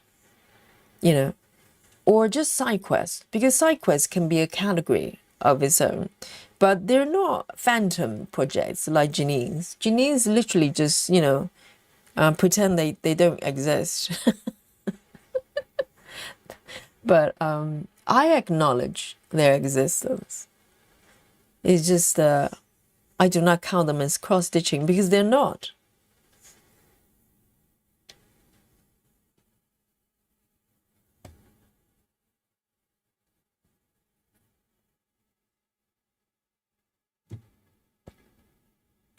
Cassie says, question, for the min to max method, I can't do that on Pattern Keeper, can I? Technically, you can, but you're not going to want to do it. You can do it for the entire piece. Pattern Keeper, they do sort. You can sort the thread, the stitch numbers based on colors from top to bottom, whatever, from minimum number to top to bottom. So technically you could do, but you have to do the entire piece, which you probably don't want to do, right? But otherwise, you need something like Saga to do. So Saga, you can just block off any area of any size, and it calculates all the stitches for you. So, and I think a markup RXP you could do as well, but you have to do page by page based on the chart, like A4 sheet at a time. You could do that with markup RXP as well, but you have to do the entire page.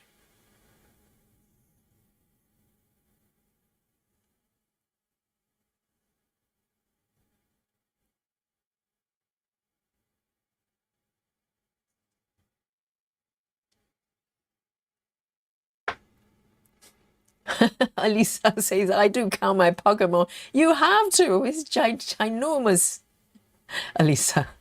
There'll be the pink elephant in the room if you go, oh, I don't know. I'm just stitching like, side quest, a giant side quest. At least 3 calories, okay? Adana says, the bright colors of the STEM kits drives me crazy. I wish I could follow them. It would be, oh, right. That is so funny. Because Adana wants to flip the canvas over because those printed symbols is driving her crazy. I know, they do look a little bit unsettling, isn't it? They're a little bit chaotic. Not very zen. But some people like it because it looks random. But when you stitch them, they turn into something. So I think stamp kit is probably not for Adana ultimately. So the other ones, they're stamp kits as well, are they? Why didn't you just get the counted stitch pattern? Are they not available? Because you can just get cross-stitching kits, but not printed. So Adana is in Argentina, so the availability of crafting material is a little bit different.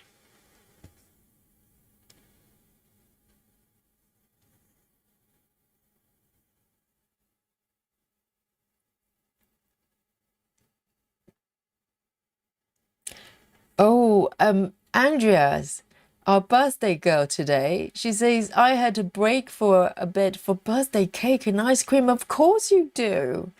Yes. I hope it's really enjoyable. Birthday cake and ice cream, it sounds like a 3-year-old's dream or 5-year-old's dream or any kid's dream, actually. That sounds lovely. I hope you enjoy that.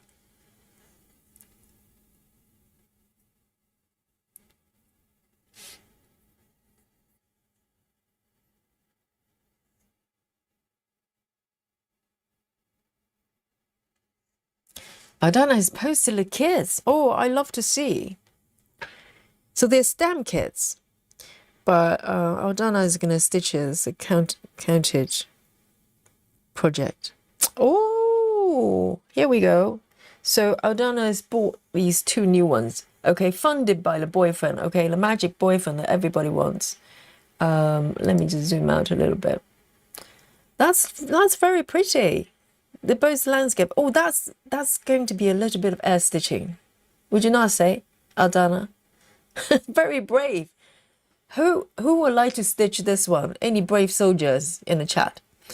Yes, that is pretty, but a lot of grey and white and light blue.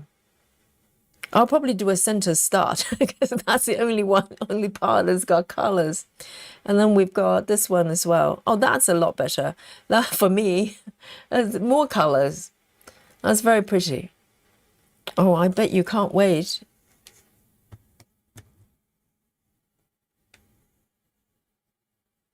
Yes, a lot of air stitching with that one. But I'm sure you will be fine.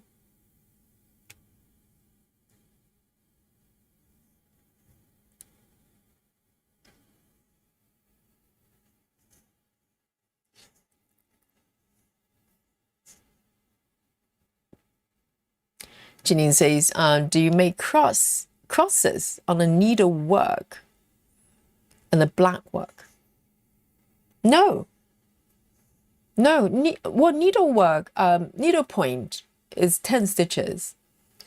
And the black work is, well, something else, back stitching and running stitch. So they're in a different category, but I do count them. Janine, if you ask Yogi that, how many needlepoint projects you've got, I would tell you 3, okay? None of them are phantom. Solid 3. And how many black work project you've got, Yogi? 1. Work in progress. No empty calories, okay? All of them count in a different way.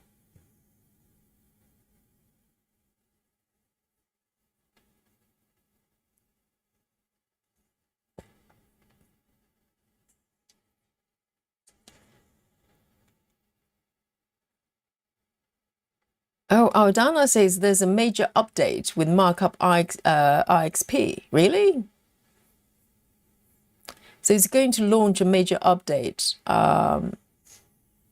Yes, it's not a great app the way it is right now. I don't know about relaunch. Maybe they're going to fix things. I hope they do because they charge pretty good money, subscription. And by that, it's kind of a promise from the development team that they're going to continue to improve it. But I subscribed for 2 years. I had not seen a single noticeable improvement. So I hope they're, righting the wrong there. It's about time. If you charge people money ongoing, do some work.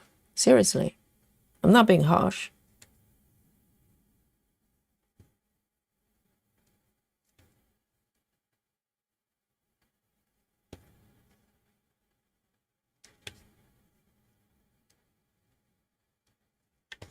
No. I quite enjoyed this way of ending actually, because I don't have to look for any stitches to do a tuck-in, even though I still love my tuck-in, but I quite like the fact that I can just pull it off somewhere, well, not random, but just somewhere that I could just cut the thread off. I feel like a hairdresser.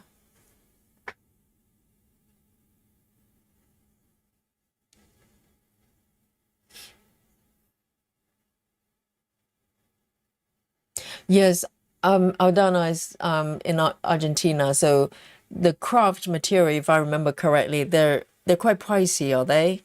And also shipping is going to be a killer. I think shipping is a killer for everybody at the moment, worldwide. I mean, the shipping charges for everything is just crazy.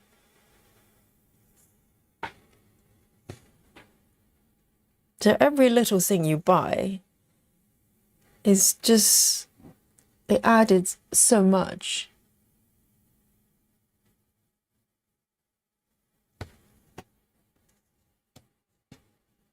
Whoops. It's a little knot there. Oh, please don't snap, please. Be nice. All right.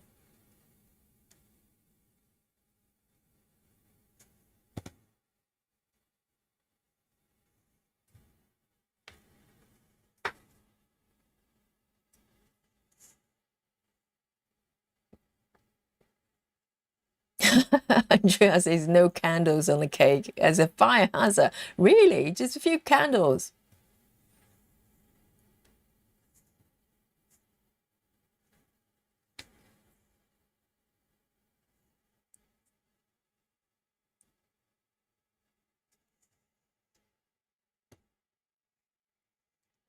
Oh, Cassie's saying no to the snow landscape.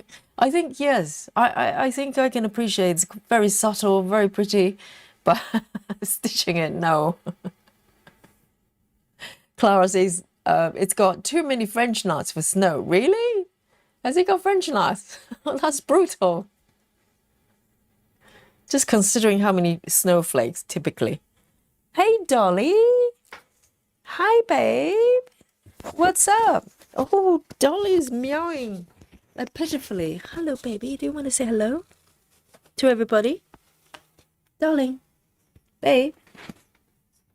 Babe. Can we have a little bit of Dolly time?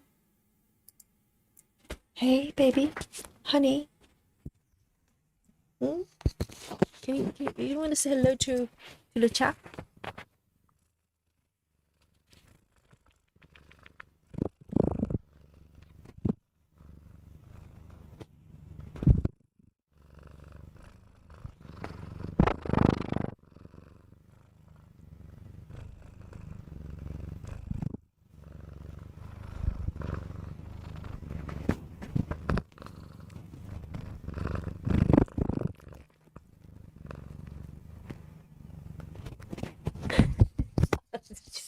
Enough. Well done, babe. We made contact. We made contact. I mean, you have to do your job from time to time, you know? Babe? You know, you're on a contract. Oh, there you go. Playing hard to get again. I mean, she's after something. You can tell. She's looking very, very suspicious right now. Dolly time. Well, Dolly time is just so precious right now. It happens, you know, once a month. It's not easy. Dolly, you know, we have a live stream to do, babe.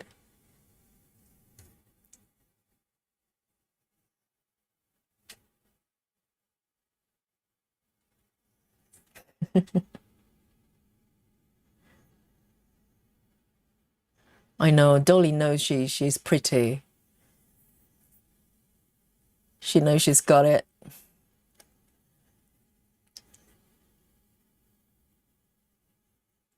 Did you hear the purr? Yes.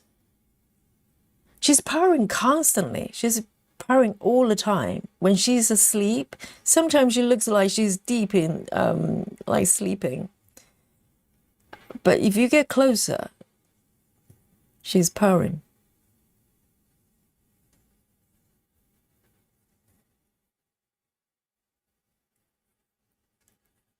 Aldana says, I try to make French nuts many times, but fail every single one of them. So I guess I'll just make white stitches for the snowflakes. Really? So snowflakes are really done with French nuts. I would enjoy that. I'm not sure about a white color, but I love my French nuts. I'm very proud. I'm pretty good at it.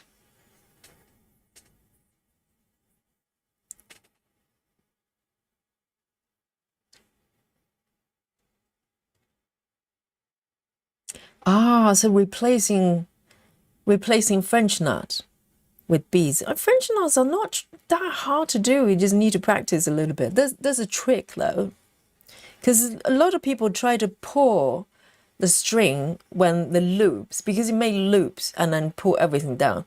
I think the mistakes people make is trying to pull the thread down while the loops are quite loose, because then you get strangled, not strangled, you get tangled, and sometimes you just turn into like a knot. The trick is to push the looping part to the base of the, you know, practically the tip of the needle. So basically, very close to the fabric. So they're already in that French knot shape. And then when you pull a thread down, it would just tighten it. That's it. But if your loops are really, really loose when you do that, it's not gonna work very well. So I had to practice, but I enjoy that. And depends on how many times you do the loops, you know, how many loops you've got. You can make bigger ones, you can make smaller ones.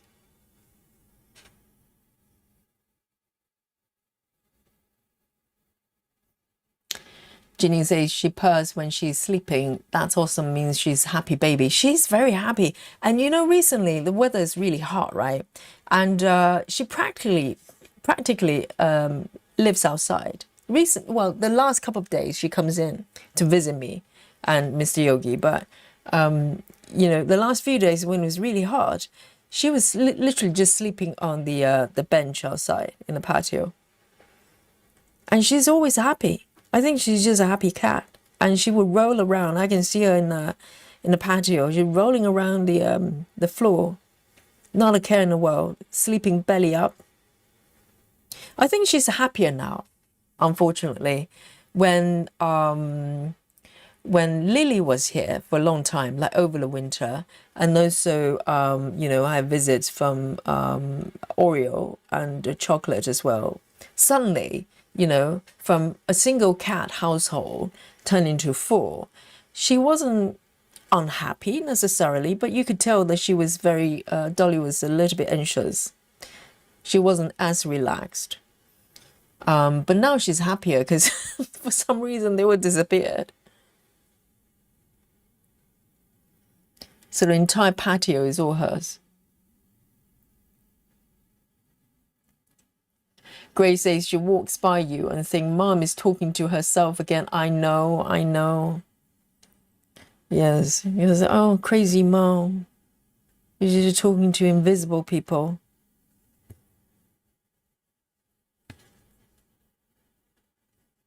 It's quite strange, even though, if you watch the our streams, it's just me talking. But in my head, I have so many conversations, so many people in my head, like you, literally. And each one of you has a personality clearly, and also different voice as well. So I probably need to see a psychiatrist. If unchecked, they probably go, oh, this person is just crazy. But no, because I'm going through the conversation, the comments. So, I'm talking to a whole bunch of people. And when I'm reading out your comment, in my head is you talking. So it makes perfect sense for a crazy person.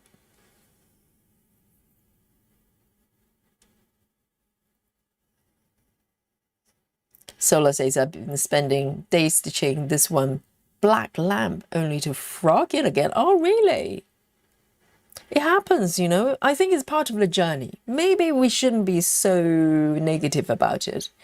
It's like a little challenge from the universe and go, hey, so how would you fix it? And that fix, depending on how you fix it, is a reflection of you as a person. How's that? No pressure, okay? Are you maybe throwing everything in the fire pit and restart again kind of person? No names, Janine. And or you try to fix it, like find some sort of creative ways to fix it. And can you find enjoyment with, undoing, with frogging? Let's be frank, okay? So, because if you just give up a project every time you have some stitches to frog, then what's going to happen next time when it happens? Because it will happen. It's part of what it is. It's part of counting stitching, cross stitching. You can't go wrong sometimes. It's just normal for me. So I need to find a way to work with it rather than just restarting, because I could be restarting many times. Oh, you know what? I can't believe it's 12:30. And I've just parked this thread, so I think that's going to be my last stitch. And I think I've done really well today. Not quite in a sort of colorful pink orange zone just yet, but somewhere there. I really enjoy this. Now I've tweaked it in a way that works for me. I'm not struggling with a one leg part thread situation. I'm really enjoying it.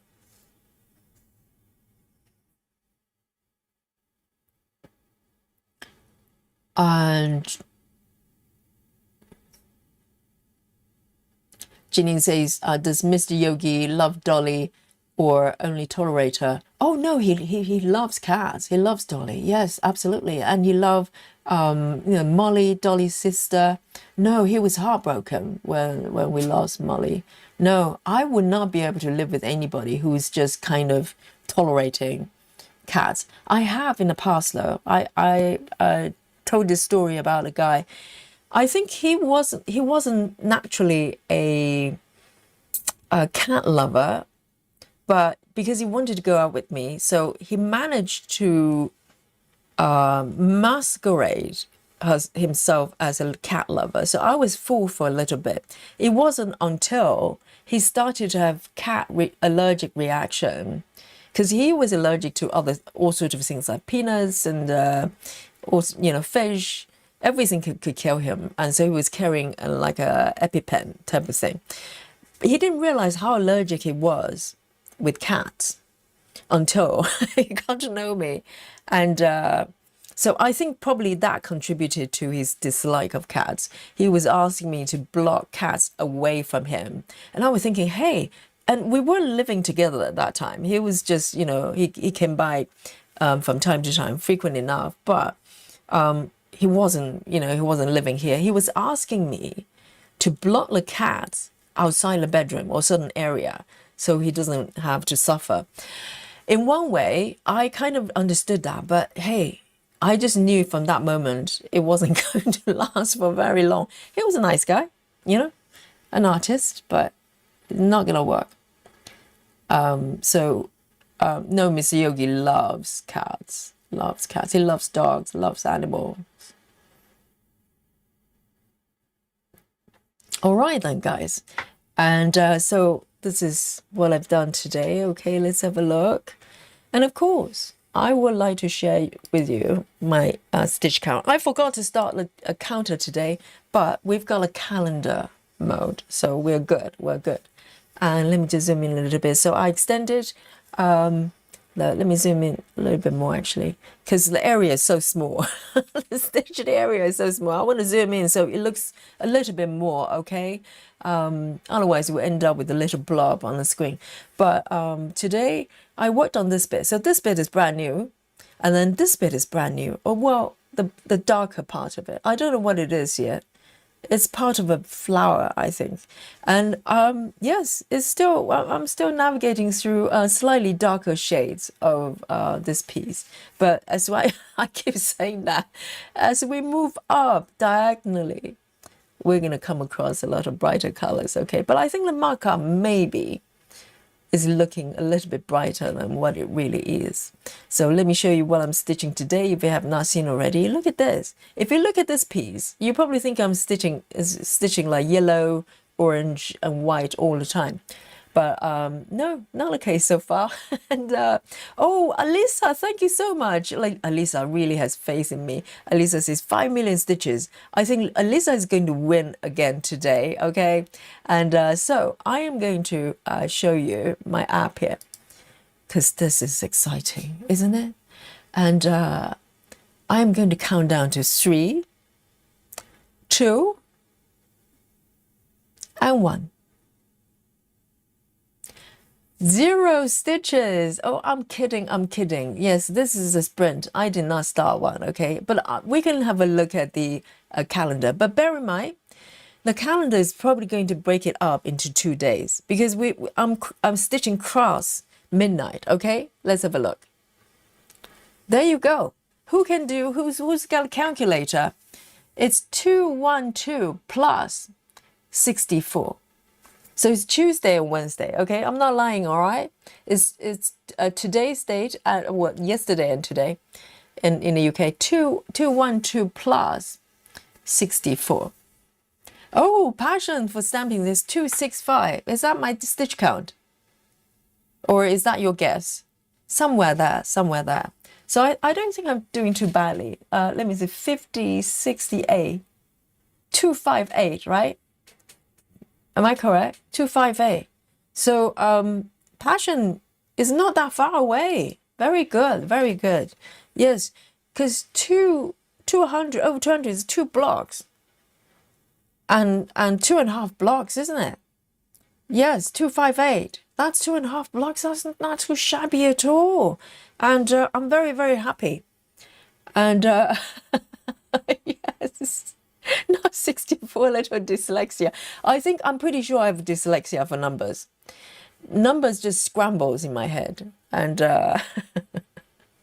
so, well done, Yogi. Round of applause for Yogi. Yay. And round of applause to you. If you need to frog, okay, do not fret. And it's part of the process, okay? And maybe it's time to find, when we need to frog, it's a time that we need to come up with creative